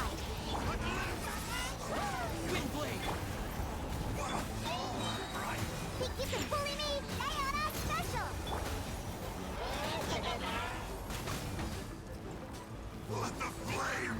We're way behind schedule. I can fix this. Oh, that was a thing. Disappear!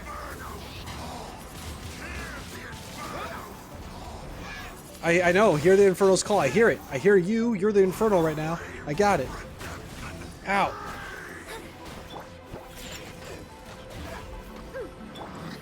Born of ice and frost. For Rex Lapis. Oh, what's this? Wind blade! With the wind! Look at you! Booze it. Where's that? Shake it. Oh, she's dead.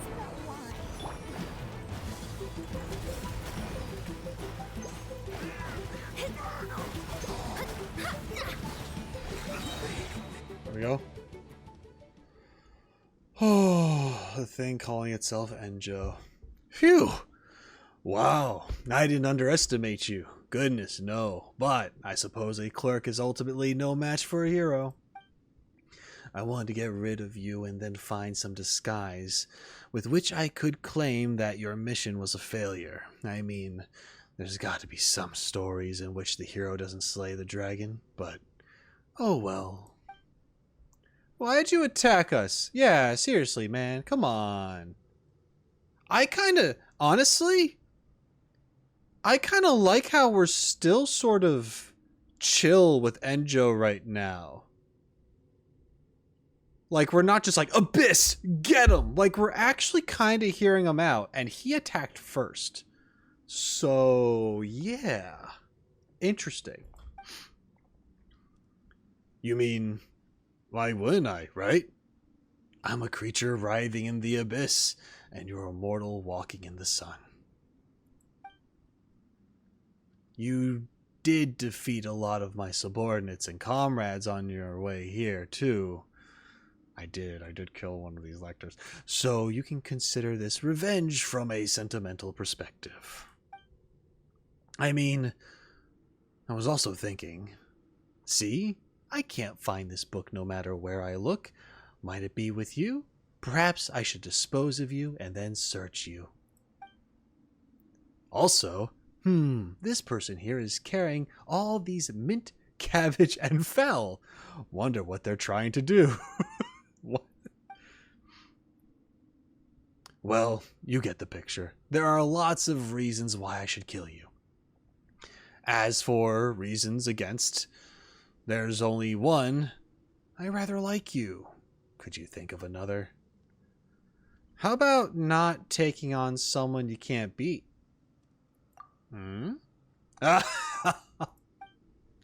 Yes, I failed. And we all learned a little something today, didn't we? I suppose you shouldn't trust people that easily in the future, eh? Trust me, man, I have trust issues out the wazoo. Take that little fellow by your side. Perhaps you shall someday face betrayal from that corner too. Who knows? Fucking calling that shit from a mile away for my God. I know he's putting the seed of doubt in your head and stuff. That's foreshadowing, guys. That's Paimon. I'm not saying Paimon is aware of it. I am not saying that she's aware that she's a bad.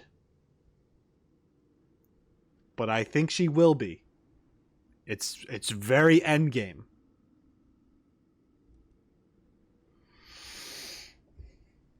She's also straight up from Celestia, and as far as I'm concerned, they're no good. Anyway.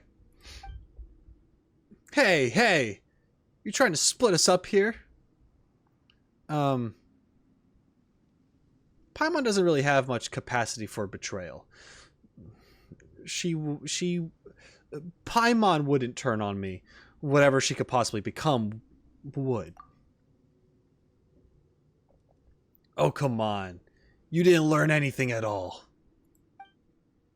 Well, whatever. We haven't much time left to talk. I'll depart for now. We'll meet again. Enjou, why? Come on, what's this guy's problem? Alright, well, let's go get the blood branch coral that Tsuyuko needs.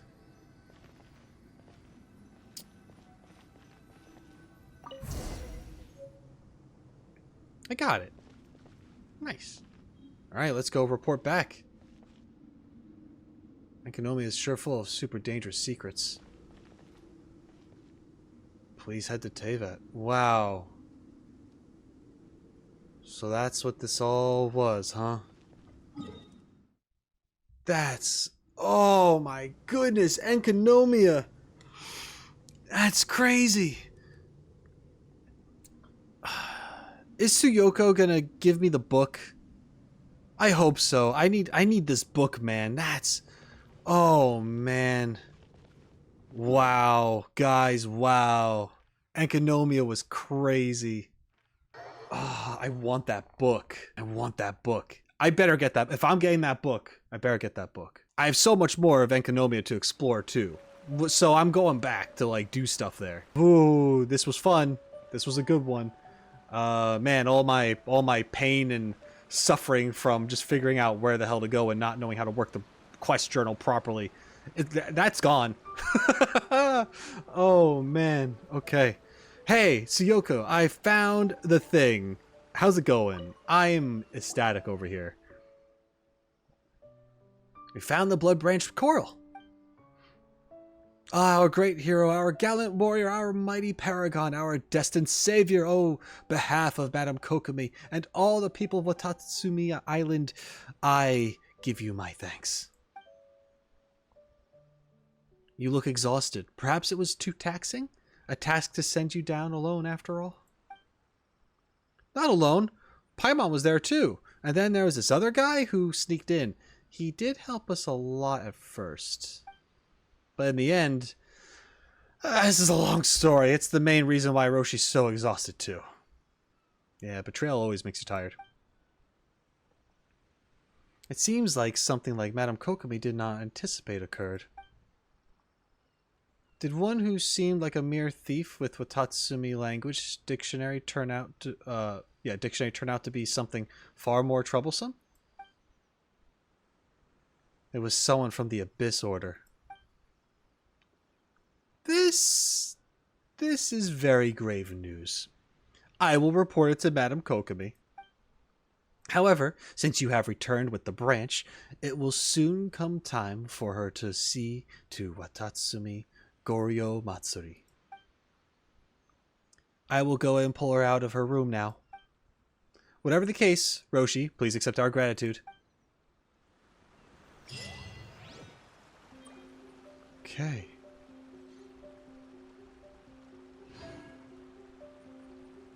It's not... I don't think I'm done yet. I think there's more to this. Hold on. Am I not done? I mean, I don't have the book yet, so... Hello everyone, it's current day me at the time of this upload, interrupting to let you know what to expect from the rest of this video. As you can tell, there's plenty of time left. Now, although you don't get to see the quest here, you do get to see me read the Byakuya Koku collection, which includes Volume 2 Before Sun and Moon. Yes, I did not want to cut that out of this video because I know many of you have been waiting for me to get to this point in the game. For anyone who cares about me discovering the lore and trying to come up with my own theories, this is a pivotal point, I believe, as many of you have predicted. And I'm very excited and I want to share that with you, and I don't want to deprive anyone who has been waiting for that moment to see this. Now, I will say that if you do want to see me get lost and do puzzles and all sorts of other stuff that takes place in Enkanomiya, the steps I had to go through to get the book, then by all means you can see that by becoming a member on my YouTube, Scholar Tier and Up, or on my Patreon, Scholar Tier and Up. You have access to the full 5 to 6 hours of my Enkanomiya adventure there. So there is still stuff that you're not seeing right now, but like I said, I'm not taking away me reading this book from you. I want you to see it. Now keep in mind, like I said, this was recorded over a month ago. And I have lost my mind at that point doing this quest and getting to this point and reading it. So some of the things I say are going to be way out of left field. I am going all over the place with this, and some things I agree with still, and some things I do not believe anymore. However, I'm not going to confirm or deny what those things are. But I will let you know that I have been working on my own theory for quite some time, ever since the original recording of this, maybe even before that, and then this made me change that script even more. And I talked a little bit about that in my last update video, if you haven't seen that. But anyway, there has been a theory in the works that's put other things on the back burner because I was just more passionate to do this topic. And yeah, that I can't tell you when that is going to be released because I do not know. It is still very much a work in progress, but just so you know, I am doing my best to get that out as soon as I can. It's been a lot of fun, and man, I cannot wait to show you just what gears are turning in my brain. But anyway, let's watch how everything falls apart first. So without further ado, this is me discovering the Byakuyakoku collection. We're reading. Let's see. That's not so bad. Okay. Here we go. Mysteries creation conceals. The sun and moon omens reveal. 3 quarters in darkness shrouded. The void by 5 saints clouded. The universe has no beginning and no end, and so it was with the land that once was. But this matters not to us, for the land that bears us no longer has anything to do with that eternity without start or ceasing. So said the lone sage, Abaraku, to the first sun-child. The sun-child had long intended to punish Abaraku. Summoning the sage before the throne in this matter was but an additional way of making things difficult for him before detaining him. Legend has it that Abaraku was opened up to wisdom by Tokoyo Okami, and was thus able to bring light to Enkanomiya, which had till then never seen the sun. But the sun-child grew jealous of his talents, thus imprisoning him for life. Yet these children of the sun never considered that Abaraku not created that underground star. He never would have existed in the first place. Jesus Christ. It's going to be one of those days, huh? The origin of heaven and earth is like the chicken and the egg, and are not dragons and snakes kin? No sooner had the sage Abaraku uttered these words than he was overthrown by troops lying in ambush. At the time, Enkanomiya had only just been bought some room to breathe by the appearance of the sun. The Dragonaires loved the dark and shunned the light, and thus could no longer act with impunity. The days when the Dragonaires would rampage and graze upon humanity like so much grass had, at last, come to an end. For the people of Enkanomiya finally had the means to resist, yet it came to pass that the flaws in human nature would rear their ugly heads even before such outside threats could be quelled. The people chose a sun-child, crowned him king, and worshipped him, and yet he ruled with a brutal hand, framing the righteous. Unnumbered years would pass before a young child of Enkanomiya would make a wager with his peers. Alone, he would dive beyond the 3 corners, evading the trail of the Dragonaires in search of a dragon bone flower. But what he found instead within a great cavern was a mighty serpent, one he had never seen before. Somehow, as he gazed upon the serpent's titanic form, the child felt no fear, but instead a kind of kinship. I am the profane serpent, though my servants are numberless. Not one mortal now dwells in my shadow. That I have fallen into this realm, and that we should meet. Perhaps this is fate. You are not one of my people, but you are human nonetheless. Speak your desire, and I shall hear it. Could you then perchance become our god?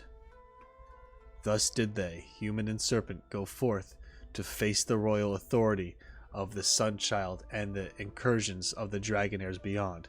Thus was the curtain raised on the turning of the tide. And that's the origin of Orobashi becoming a god. Right. Okay. Yes. These creatures of the world, they were great and powerful. But at least Orobashi here was just given the title of god, believed to be a god. It was like, can you be our god? Yeah, sure. What is a god? You know, it's just a being of great power as far as we're concerned here that people worship. This dude gave their people to worship other than some corrupt king guy. Like, you know what I mean? So it's like, aha.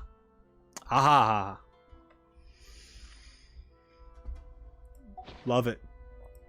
Oh, I'm going to be dancing in lore. Okay. Now I'm going to buy all the books. As many as I can, anyway. I'm here to buy out your store. I'm here to buy Yai Publishing House. Is this what I just read? The Abraku's First Sunchild? Yes, this is the first one. Okay, so I read this already. Yep. Perchance would you become our god? Got it. Did that. Understood. Volume 2!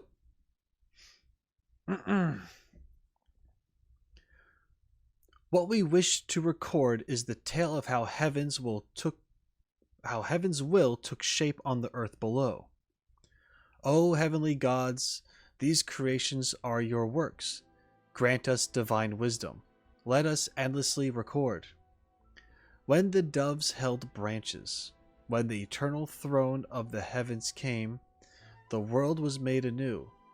Then the true Lord, the primordial one, came forth and did battle against the 7 terrifying sovereigns, dragon lords of the old world. The primordial one created shining shades of itself, and the number of these shades was 4.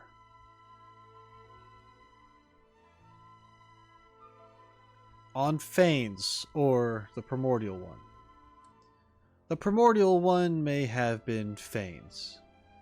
It had wings and a crown, and was birthed from an egg, androgynous in nature, but for the world to be created, the egg's shell had to be broken. However, Fanes, the primordial one, used the eggshell to separate the universe and the microcosm of the world. 40 years after the held branches. 40 winters entombed the flames, and 40 summers churned the seas. The 7 sovereigns were vanquished, and the 7 nations submitted to the heavens. The primordial one, the great sovereign, began the creation of heaven and earth for our sake, that of its creations which it cherished most, who would soon appear upon this earth.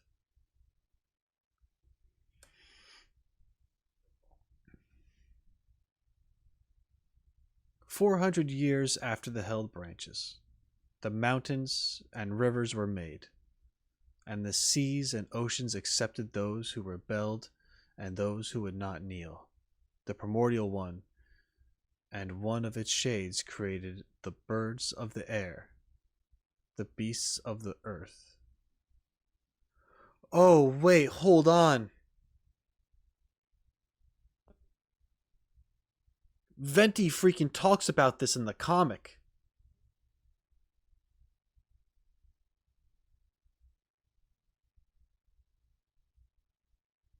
There's a conversation at the end of the manga, or the comic, or whatever you want to call it, where Vanessa is talking to Venti about like the afterlife and stuff, and just like about the world, and he talks about like how there were great primordial ones who sacrificed their lives, their bodies, in order to fabricate the world itself. And he referred to like a giant or something, and how they gave up their life for like the land or whatever. Like, I don't, this is getting into that shit. Okay. All right. Goddamn. I think I'm remembering that correctly. It's something along those lines. Correct me if I'm wrong, but Venti says something like that at the end of the comic. He talks to Vanessa about something related to, I don't know if he says primordial ones or giants or what, but he uses some word to describe something like this. Anyway, the primordial one and one of its shades created the birds of the air, the beasts of the earth, and the fish of the sea. Together, they also created flowers, grass, and trees, before finally creating humans, our ancestors. Okay, this is explaining where the creatures of the world come from. Nature, and then what comes from that, eventually leading into humans as well. Numerous as the stars in the sky, uncountable as the sand on the shore. From that time, our ancestors made a covenant with the primordial one, and so entered into a new age. The year of the Ark's opening. The primordial one had a sacred plan for humans. As long as they were happy, it too rejoiced. Okay. The year after the Ark's opening. The people worked the land, and so came the first harvest. The people mined, and so reaped the first crop of precious ore. The people gathered, and the first poems were written. Okay. Venti knows about these.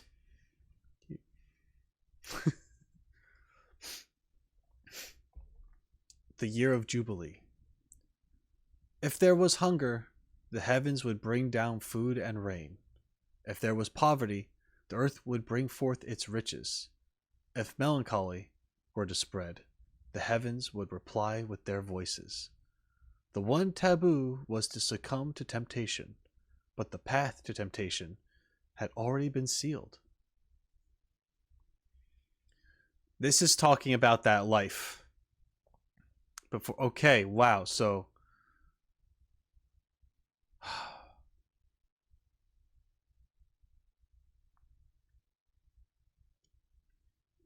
it's a lot. Okay.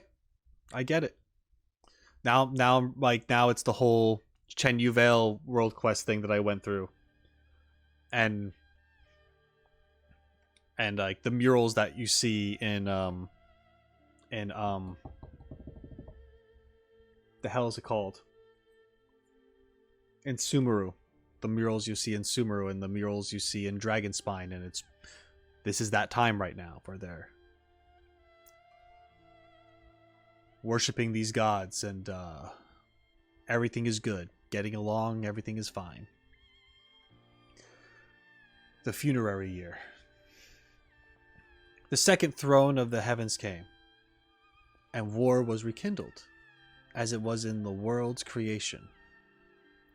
That day, the heavens collapsed, and the earth was rent asunder.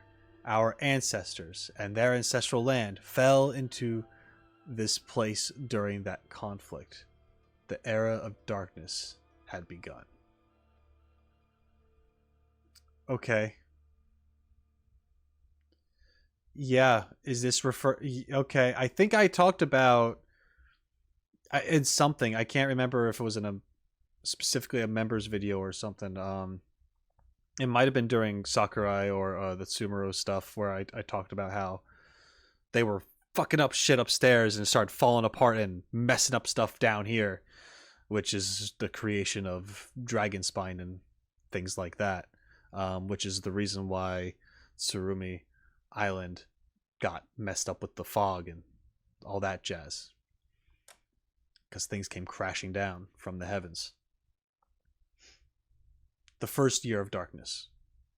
The people of the seven sovereigns had found refuge in the oceans, and the dragon heirs of the depths ruled this particular place, which led to war between them and our ancestors. Our ancestors chased them into the shadows with the light of 1,000 lanterns, and they hid in those shadows, hunting us. But there was only darkness in this place, and so their hunting grounds were untrammeled.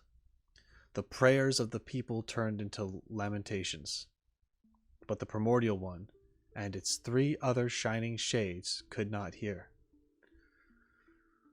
The parable of the sun, the parable of the sun, something like that. In a dark cavern, there lived a group of people who had never seen the light. Among them was a sage who had once seen the sun. He told and gathered folk about what life under the sun was like, and about the great might of the sun. Seeing that they did not comprehend it, he lit a torch, and thus did people come to worship the flame, believing it to be the sun. They even got used to a life of darkness and fire.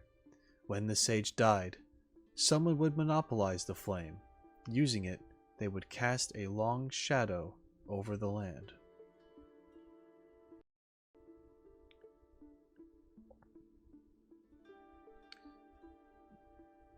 The parable of the Lethide lotus, or Lethied lotus.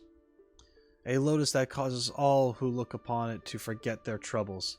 A ship captain searching for the way back to the surface discovered a tribe of people who ate these lotuses. Some crew members stayed in that place.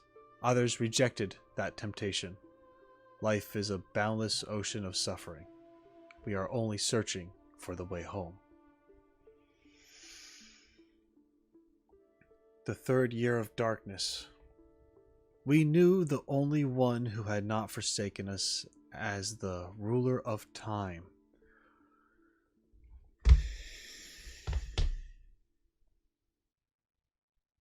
Thousand winds? We knew the only one who had not forsaken us as the ruler of time. She was the moment. She was every moment. She was the measure of 1,000 winds, and the sun and the moon. And, whoa, okay, wait. And the sun and okay. She was every second of joy, every moment of rage, every instant of longing, every minute of obsession. She was every flash of delirium. We call her Kairos, or the ruler of the unchanging world. We dare not speak her true secret name, and so I pen it here, only once, and in reverse.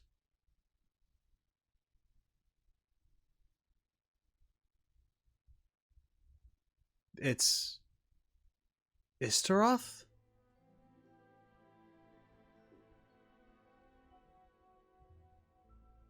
Istaroth?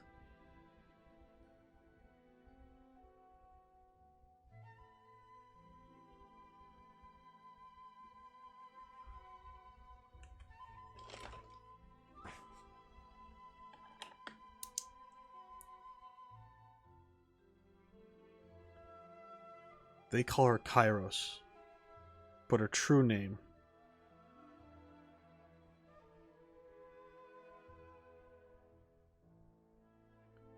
is Istaroth. Istaroth, right.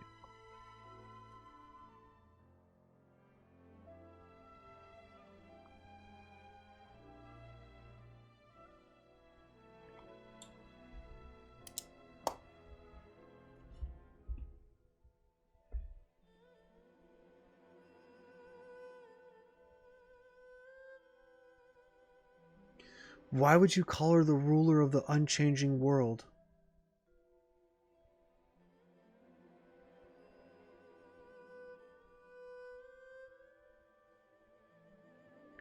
She was all about change.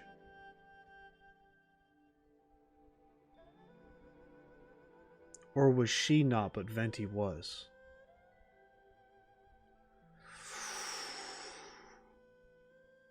Uh-oh. Oh boy. Yeah, every instant of longing, every minute of obsession. I mean, at the same time, you could argue, like, it's all one and the same. It's everything all at once. Everything everywhere all at once. Great movie, by the way.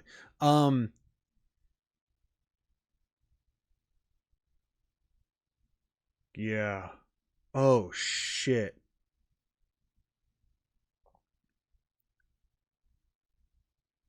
Okay, so this was considered the god that did not forsake them.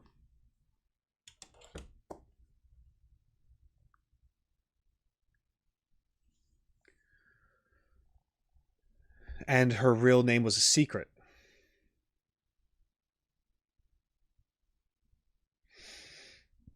Which is why no one says her name. And this is in a book that was essentially forced to be forgotten. Ooh, which could also be like why people were potentially all sorts of reasons. Oh man, there's so many thoughts, there's so many things. What the fuck? What the fuck, guys? I gotta keep going. Oh, all I'm thinking right now is this ruler of time versus the gods right now. And it's kind of like gods being all like, nope, forget that, we don't need that. But yeah. Okay. And supposedly, this is the only writing of it ever. As far as I know, the only writing of her name is in reverse in this book. Someone else could have easily written it somewhere, but as far as records go, this is it. The year of blindness. The sage Abrax's wisdom was weakened, and he unveiled a light-bringing miracle from within his hands. So our ancestors began to build the Helios, with him as their leader. The year of sight, or the first year of sun and moon. Helios, the divine chariot of the sun, was finally completed. The white night came, and Evernight was banished. The years of the sun and moon had begun. The second year of sun and moon. Our ancestors sought the returning way, for surely the war on the surface had ended by then. But the primordial one, the first throne, had laid down a ban, preventing our ancestors from finding the path home.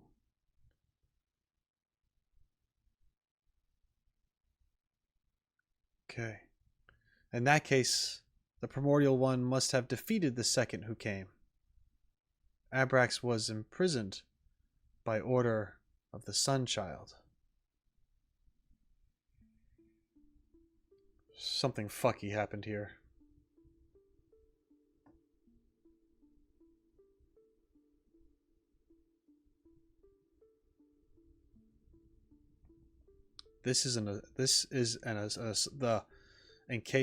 In that case, the primordial one must have defeated the second who came. This is an assumption.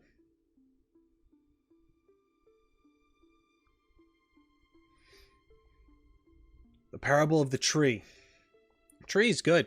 The king's gardener and the tree spirit of the royal garden were in love, but the king wished to repair the beams of his pavilion, and so needed to cut down the tree with the most spiritual energy within it.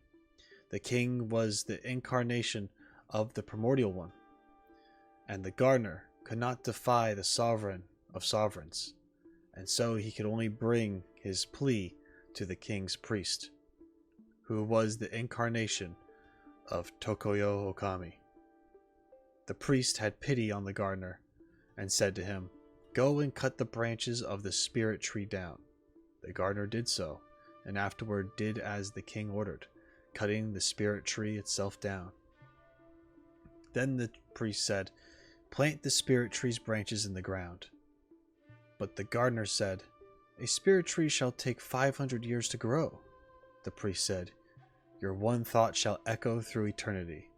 And so the gardener planted the branches in his backyard. In an instant, the slim branches grow into a new tree, and the new tree spirit was a continuation of the past one. For it is the God of moments who is able to take seeds from this moment into the past and the future.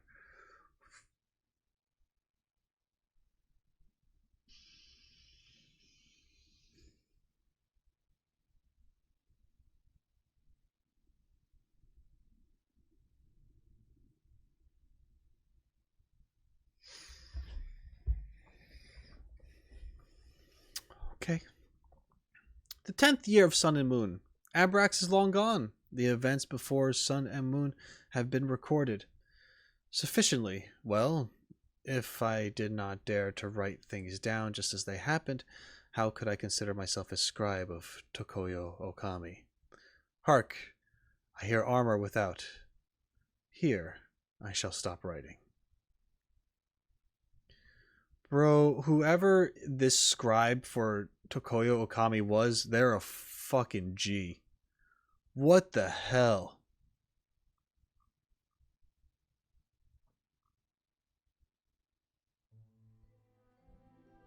That is... But wait.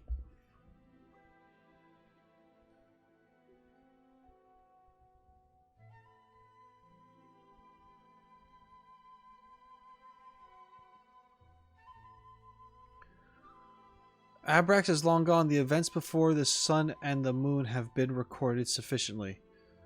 Well, if I did dare not to write things down just as they happened, how could I consider myself a scribe? This... Okay, so here's the other thing about this. This person lived through this shit.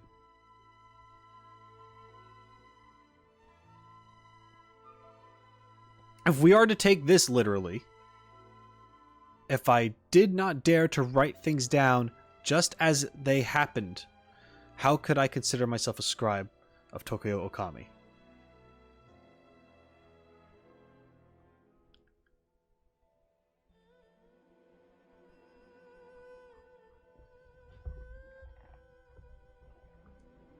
Who is this person?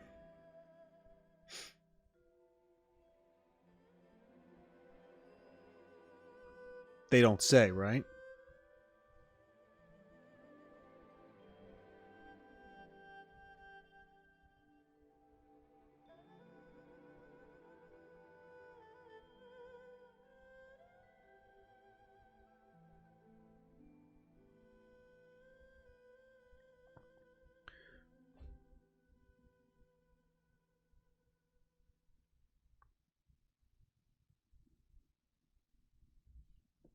Part of me wanted to be like, is this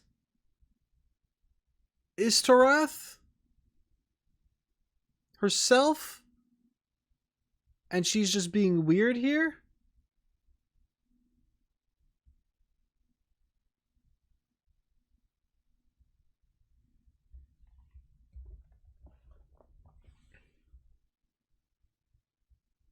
I mean, they keep saying her, right? And not, I mean, so you would assume like they're not talking about themselves. But think of it like this. And this is like maybe overthinking it, but think of it like this. What if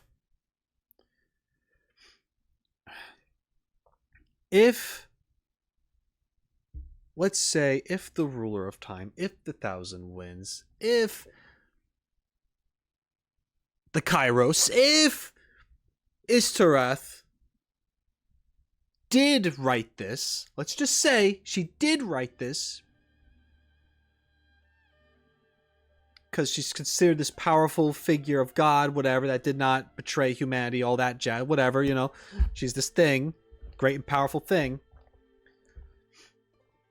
But no one speaks her true name.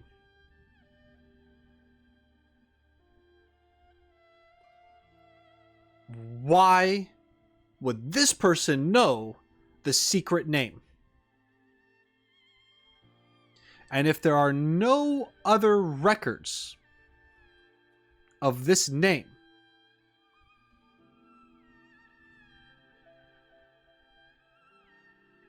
obviously they could have just been deleted, but it sounds like erased, but it sounds like this person is just like, no, like, you just don't say it. Like, people don't have that information.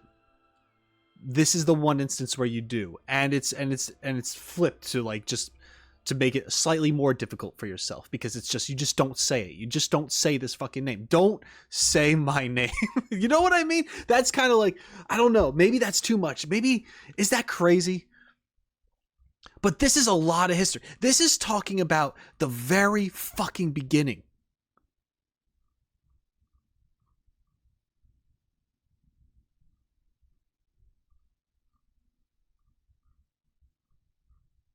This is talking about the very beginning.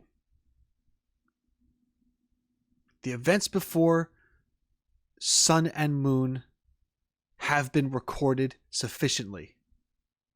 Well, if I did not dare to write things down just as they happened, how could I consider myself a scribe of Tokyo Okami? Hark, I hear armor without. Here, I shall stop writing. I'm just... What are the chances, man?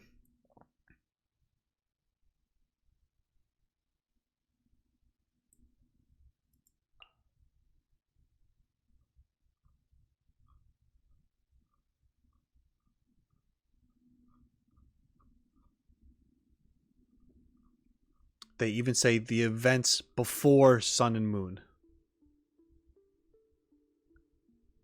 That would include Year of Blindness, Year of Darkness, Lotus, Parable of the Sun, First Year of Darkness, the Funerary Year. All of this stuff is before. This is the beginning of this freaking world. Are you kidding me? I don't know. Maybe, but like, either way, this is not a normal person who wrote this. I refuse to believe it. Sure, you can argue. You can argue that it's just, oh, well, you know, it's just notes taken from another scholar. Notes taken from another scholar. Passed down, whatever that is.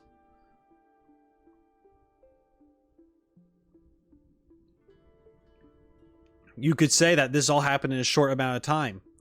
I call bullshit. Because, let's see here. Uh-huh. Do.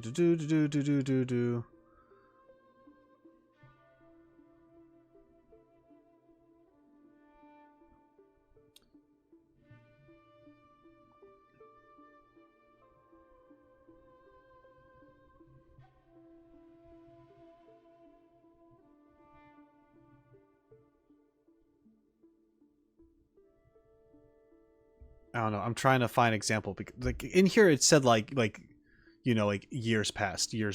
Like, it's a lot. It's a lot of time going by. Unless, if, I mean, people could have just been built different back then and they just lived forever, you know? But is that really, would you really consider that humanity?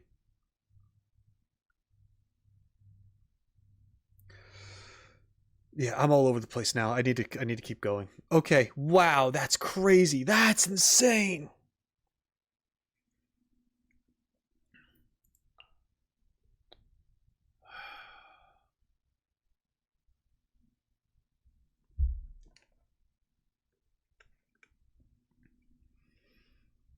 And this definitely confirms that there was fighting up above. Issues that you know, wrecked shop.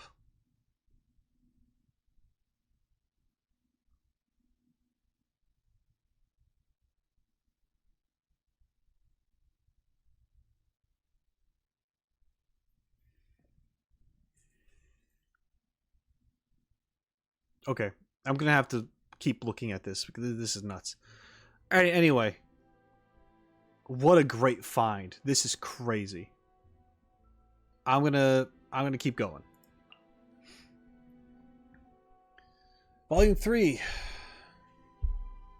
The land beneath the aphotic depths are vastly different from those on the surface, to the extent that all surface-derived common sense must be abandoned down below. All we formerly knew of the land and sea was given unto us directly by the heavens. In this new world of ours, we must begin groping even for the simplest methodologies anew. Oh, you who come after and read these words, do not take the life you lead for normalcy. Even if after 100 or 1,000 years, people should grow used to life down here. Always remember, these days with neither sun nor moon are abnormal. Even if some sage were to draw us the sun, there will surely be filthy wretches who will borrow its light to cast long shadows over us. It's pretty poetic and dark right there. It's cool. Okay. This book is intended to help people understand the world they live in and to never forget our desire to return to the light. This book has been constantly edited, redacted, and modified over the years. Wow, okay. Even the name of the book's title has seen change, from Apothic Earth to Tokoyokoku, before becoming Byakuyakoku. Later, due to the grace of Watatsumi, the people of the depths would return to the sea surface, but it seems like Aphotic Earth has some special meaning, and it has not been universally changed throughout the text. Of wind and water, Byakuyakoku has no mountains to speak of, and so it is pointless to speak of them. Okay. However, our priests and sages have detected something. Even in these depths, the power of the undying wind and the water still remain. The personification of the undying wind is known as Tokoyo Okami, and is poetically rendered the thousand winds, or the thousand winds of time. Wait.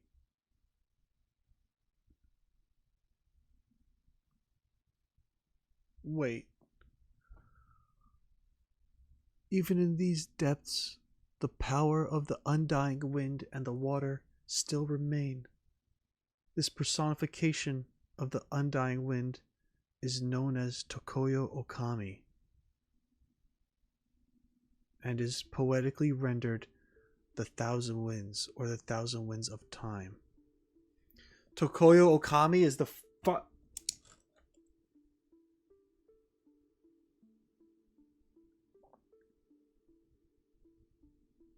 Alright,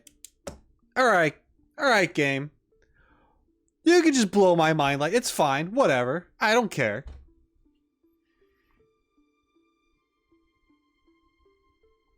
Water, on the other hand, is the might of the Bishop realm, represented by the baptismal bishops. We have already developed a certain field of study regarding the relationship between sunfire, wind, and water. As such, both hydrology and the undying wind must be considered before undertaking any project of civil engineering. So, hold on. I'm confusing myself right now. The Thousand Winds, also known as Kairos, whose real name is Istaroth,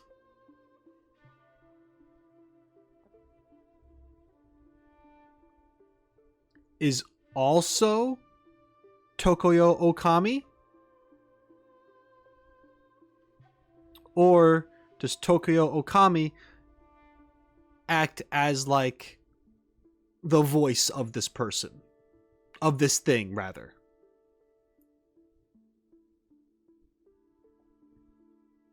The personification of undying wind is known as Tokoyo Okami. No, this is the Tokoyo Okami. Oh my god, now I need to go back and like think of everything about Tokoyo Okami that I've read before. I was just like, oh, it's a priestess, and it like just kind of kept going over. Oh my god.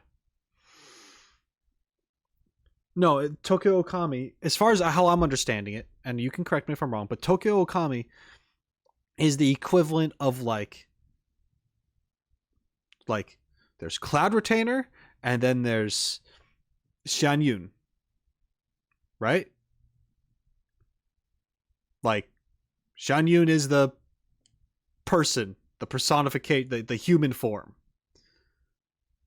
So you have Tokyo Okami is the more human form of the Thousand Winds, the Undying Winds, the freaking Kairos, and whose real name is Istaroth or Istaroth.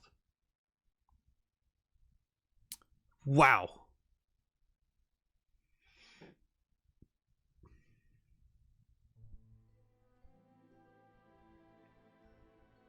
And now here's the other thing that's making me go a little, because I have other theories. Talk about water.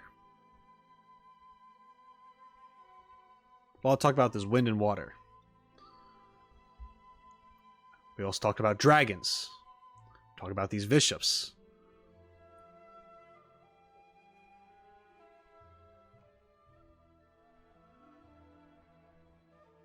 Without knowing for sure, I think I'm understanding Nouvelet a little more. Without being positive, because I'm not sure. But I'm like, huh. Just based off of the things that he says in his freaking character demo. I'm over here like, okay. Yeah, water being the beginning and the end, huh? Okay, yeah, okay, uh-huh.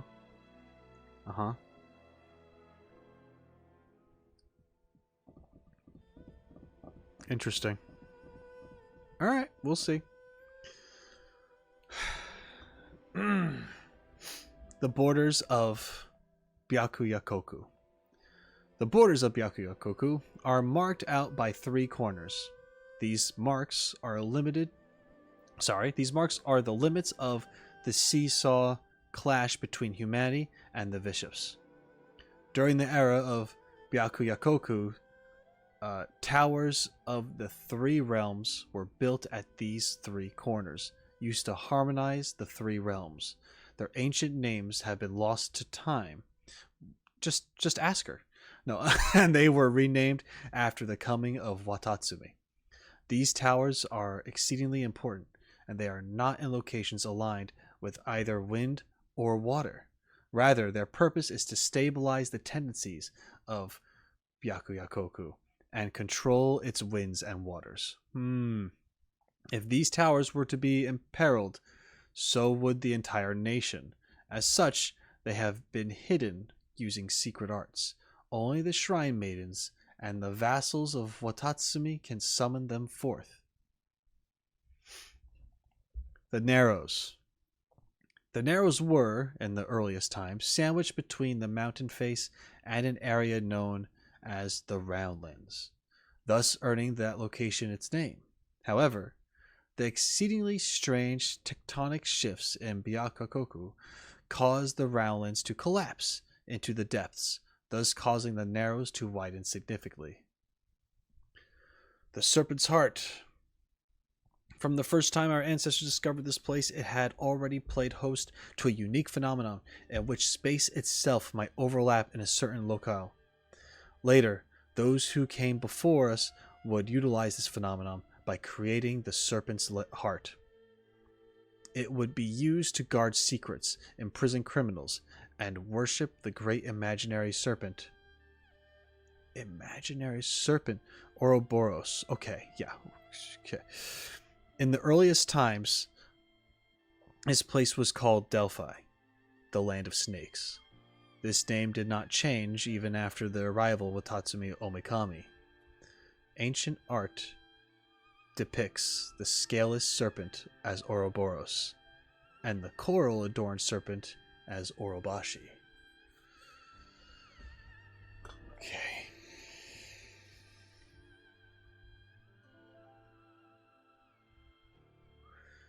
Dainichi Mikoshi. The earliest name of this place was Helios. I remember that. And it was the high tower built by the sage Abaraku, standing for earth, the element between wind and water. According to prophecy, this was likely the sun that the sage displayed, used to light those lightless caverns. And just as those prophecies suggested, it was also later used to cast a great shadow over the nation.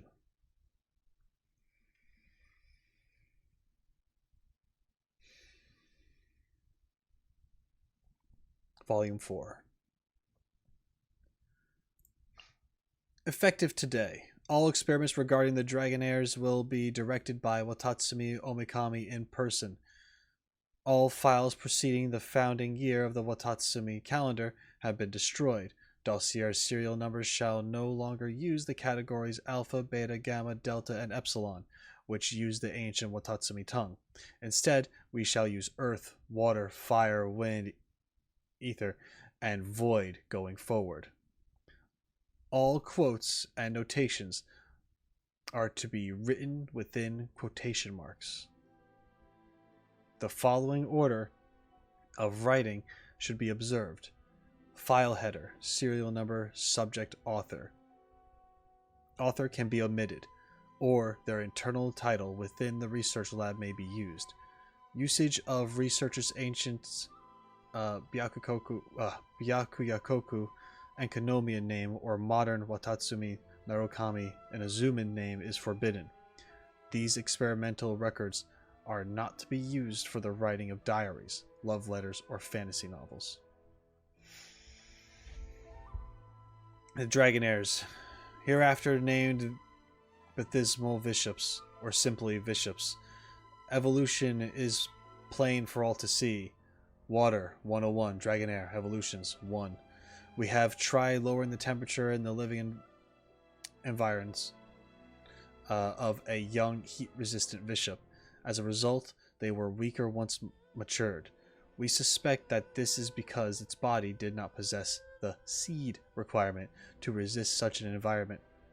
However, its descendants would all possess high body fat, greater predilection towards sleep, and would express the cryo element. Please refer to the experimental data after the main text. The abnormal data derived from the sample 3 is due to my assistant feeling sorry for the subject of the anti-hunger control group and feeding it surreptitiously. Surreptitiously? I think. Could have been surreptitiously. When then placed their descendants into sweltering conditions, they would again choose, like their ancestor, the heat resistance trait. However, none of them have developed traits indicative of the pyro element thus far. That's true. I haven't seen any pyro ones.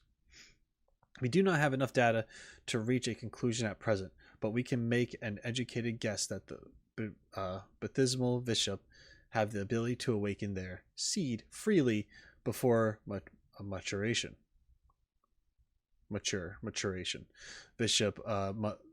Bishop mothers also create new seeds to pass on to their descendants should they encounter heretofore unseen challenging environments. Sorry, I'm losing my place. It can be said that even before encountering us, the people of Enkanomiya and Baptismal Bishops had already stored a veritable armory within their bodies. Okay. The results of the intelligence tests are astonishing. Void 207 Bishop Intelligence Research. Through a screening process consisting of rewards and punishments, although previous research indicates that screening is unnecessary, bishops are, one and all, adapters par excellence. The linguistic capacities of bishops 4 generations down are starting to approach that of a 12-year-old human student. Perhaps it might be more accurate to say that bishops always had their own methods of communication, and what they are displaying here is their ability to learn. We believe that these experiments should be stopped. If not, we may yet be proven narrow-minded for having dismissed that last person who wrote a fantastical tale about bishop people. Prophecy holds that the dragon sovereign of water will be born in human form. We must not let this thing happen in Enkanomiya.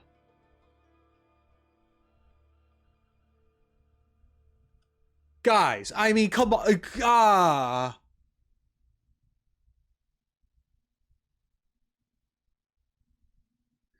Uh, mm,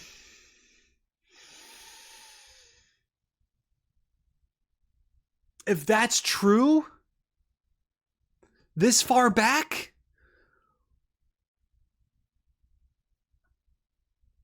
My brother in Christ, what the heck am I reading here?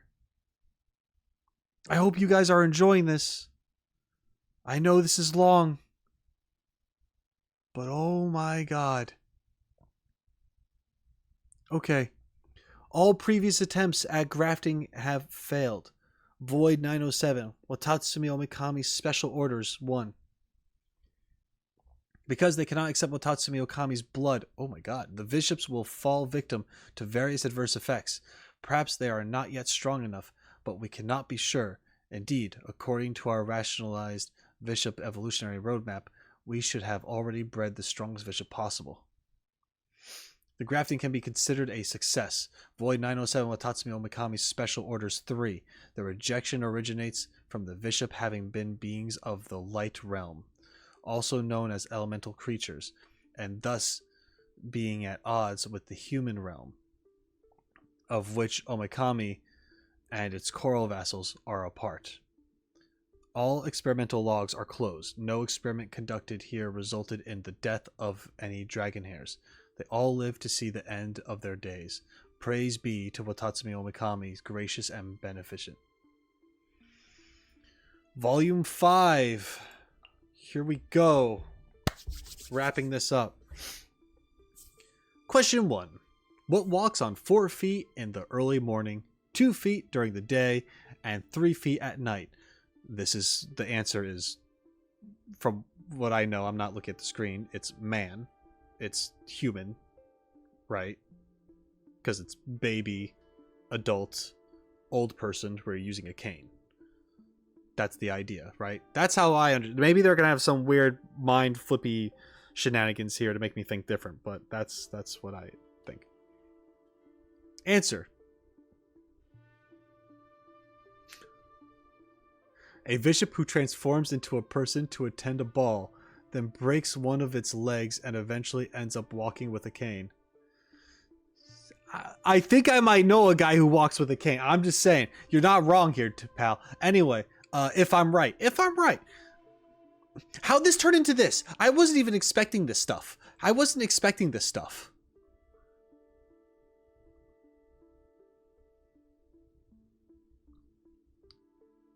Like, I was thinking like background lore stuff, gods, but why are we talking about like... Anyway, it's fine. Anyway, it's a funny joke. Sages like this answer the most. And it is the children get it right almost exclusively. For adults, it always smells like a horrible conspiracy when a bishop turns into a human. According to a prophecy of old, the dragon of water, the ancient lord of bishops, will definitely descend in the form of a human. However, for children, the answer to the question indicates the possibility of mutual understanding, but is not a good idea to make bishops sound adorable, though such jokes defung the fear, and they also lower the guard of the children. Dragonaires of the depths have evolved to wield the power of other elements and have hence lost their purity. As such, the dragon of water will no longer be born from among their ranks. Huh.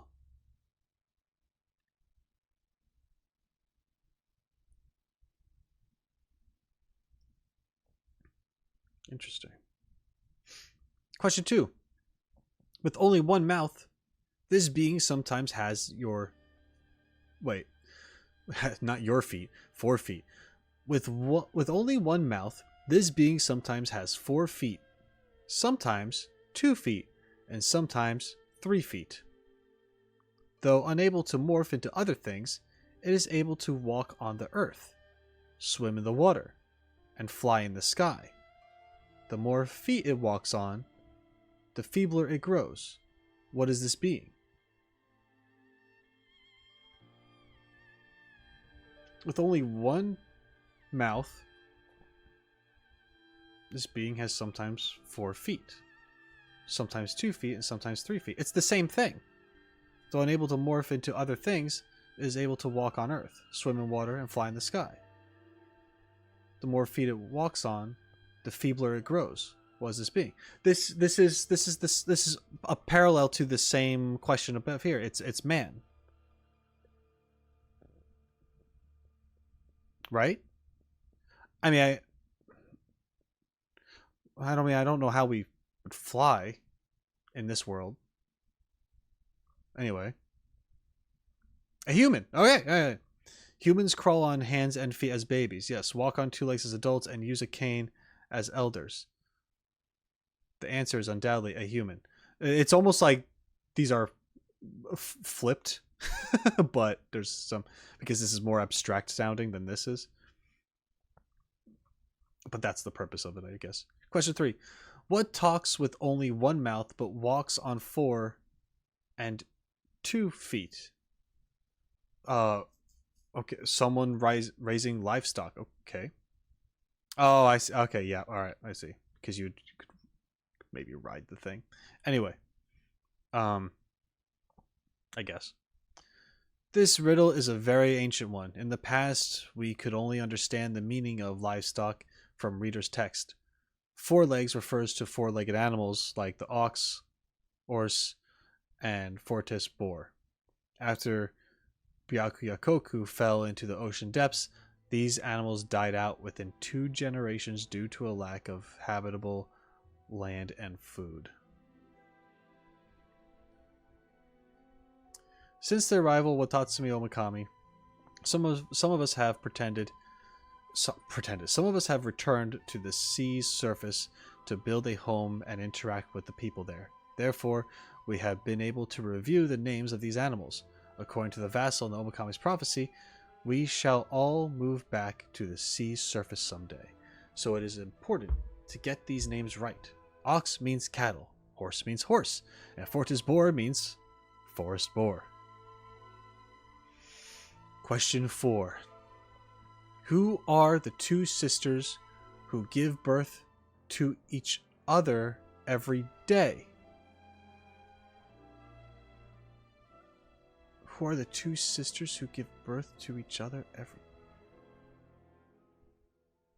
I don't know. Day and night. Oh. Or white night and evernight. Okay, that I guess so. This riddle is easy to understand. It alludes to the succession of day and night, which in Byakuyakoku means the cyclical white night and evernight under the control of the Dainichi Mikoshi. Though the land was an everlasting night before the Dainichi Mikoshi was built, the light of day that people had seen has remained unchanged. By the way, the 2 special astronomical phenomenon of Byakuyakoku, the mirages and the sin shades, were at first indiscriminately referred to as eidolons and seen as the 2 sides of the same coin. It was not until the arrival of Watatsumi Omikami that the people of Byakuyakoku were able to understand the 2 phenomena and name them differently. Though the sun did not shine upon Byakuyakoku, the mirages that appeared in white nights were named sunfire phantasms, and those of evernight ghostfire phantasms. As time went by, both of them came to be referred to as sunfire phantasms, for they are essentially the same thing. Question 5. I am the Shadowborn of the Lord of Light. I am a wingless bird that rises from the earth to the sky. Those who shed tears in my presence feel no sorrow in their bosoms. Away with a gentle breeze I fade, and thus ends my fleeting life. The answer is smoke. Birds are winged creatures, and it is normal that they are not seen in Enkanomiya. Okay. Question 6. A father has 12 children. each then giving birth to 60 daughters of different appearances. Of them, 30 are pale and 30 are dark. The whole family, knowing not death, will only fade away. Who is the father? A very unfortunate man. Because that's a lot of kids. Anyway, the answer is the year.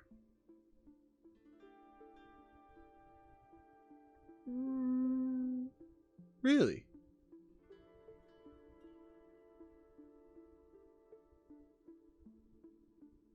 Okay.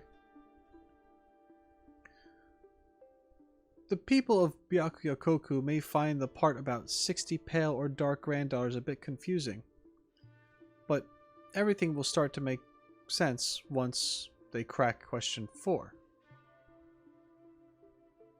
Huh? What?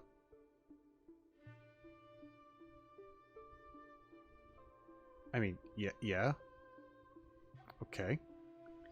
There used to be a sequel to this riddle in ancient times. It roughly said that every granddaughter would give birth to 12 descendants, and each of them would then have 60 children. Every such child later would give birth to another 60, who would go on to have children of their own. This would continue until at last all the offspring would together give birth to the one and only primordial child. Tokyo Okami, the mother of 14 billion years. Watatsumi Omikami forbade people from spreading this riddle.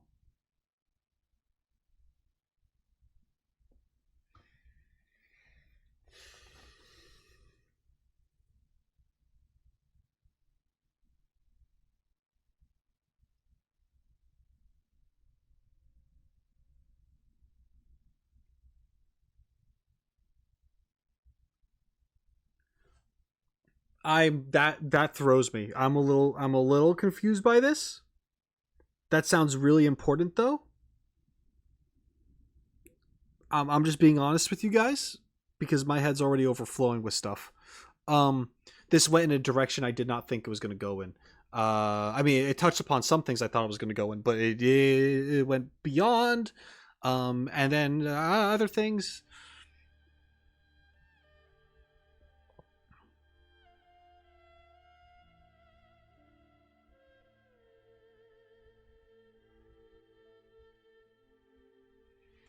I'm going back to question 4. Hold on. Who are the two sisters who give birth to each other every day, day and night, white night and ever night? This riddle is easy to understand. It alludes to the succession of day and night, which in Byakuya means the cyclical white night, ever night under the control of the okay. Though the land was an everlasting night before the Dainichi Mikoshi was built, the light of day the people had seen has remained unchanged. By the way, the two special astronomical phenomena. Oh well. The light of day that people had seen has remained unchanged. Okay, that kind of makes sense. It was not until the arrival of Watatsumi Omikami that the people of Byakuya were able to understand the two phenomena and name them differently.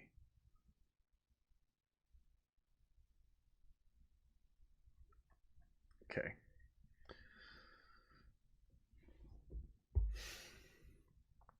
"60 pale or dark granddaughters" a bit confusing, but everything will start to make sense with you. Yeah. There used to be a sequel to this riddle in ancient times. It roughly said that every granddaughter would give birth to 12 descendants, and each of them would then have 60 children. Every such child later would give birth to another 60, who would go in to have children of their own. This would continue until, at last, all the offspring together would give birth to the one and only primordial child, Tokyo Okami. the mother of 14 billion years. Watatsumi Omikami forbade people from spreading this riddle. Is this just a way of being like just time keeps going? Is that just what this is? Is that, or is there more to it? Feel free to decipher this as you like, because even though they tried to explain it here, my brain no worky good right now. And that's a lot. However, I do have to go to the beginning of Volume 2.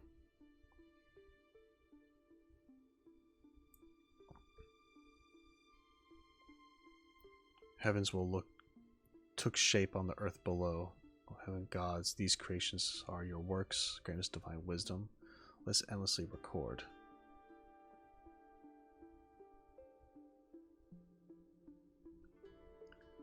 When the doves held branches, the eternal throne of the heavens came. The world was made anew. Then the true Lord, the primordial one, came forth and did battle against the 7 terrifying sovereigns, dragon lords of the old world.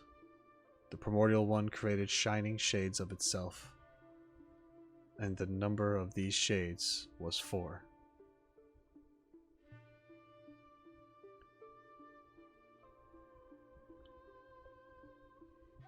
The primordial might have been Fanes. It had wings and a crown, and was birthed from an egg, androgynous in nature, but for the world to be created, the egg shell had to be broken. However, Fanes, the primordial one, used the eggshell to separate the universe and the microcosm of the world. I'm gonna look up Fanes real quick, because that's an actual god or something. And if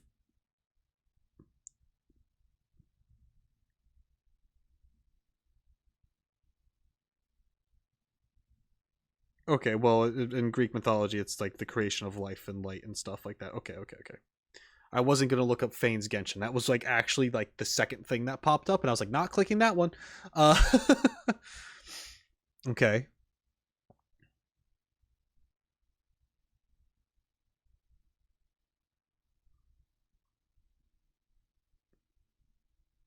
Yeah, the 7 sovereigns were vanquished.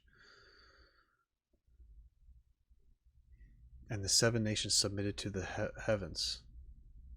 The primordial one, the great sovereign, began the creation of heaven and earth for our sake, that of its creation which it cherished most, who could soon appear upon this earth.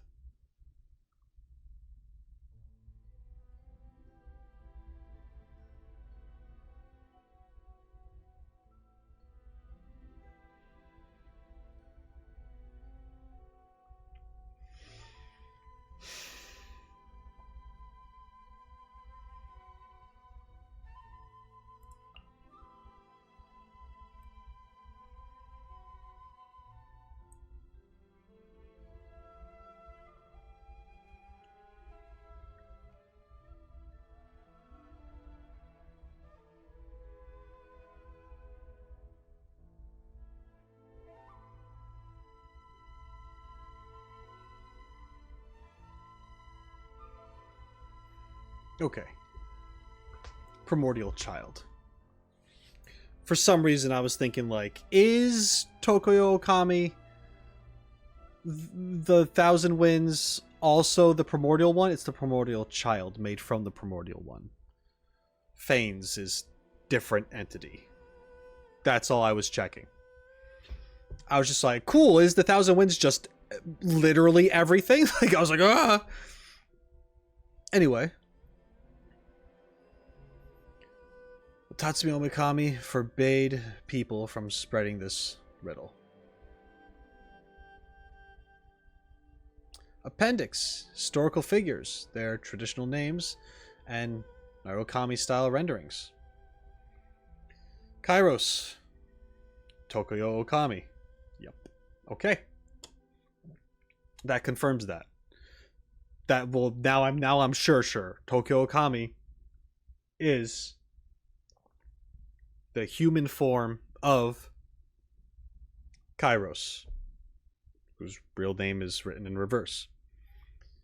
Eris, Arisu, Abrax, Abaraku, Karan, Ka, Spartacus, Supada, Emma. Was Emma mentioned in here?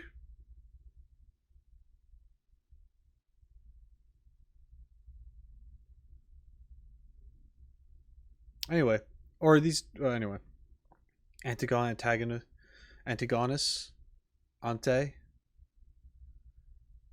Erebos, Eboshi, Ekion, Eki, Odeus, Uda, Asclepius, Soripio.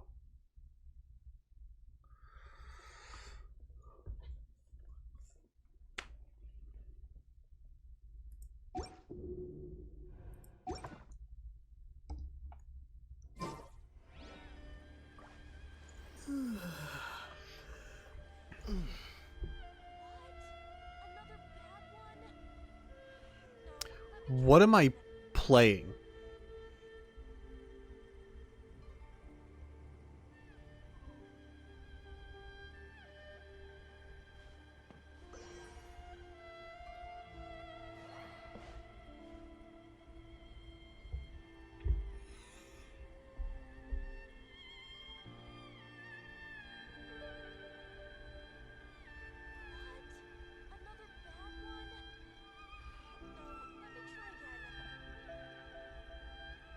The crazy thing is about this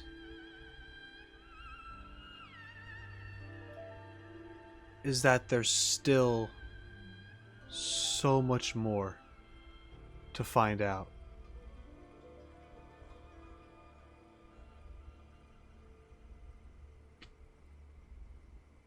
I need time to think about all this.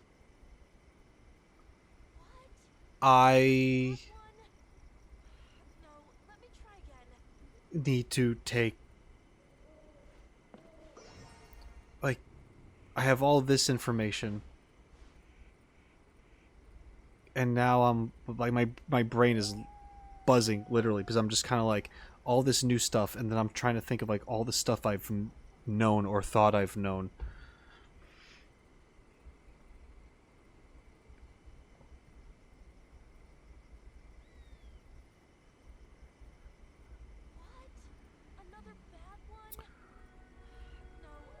Okay.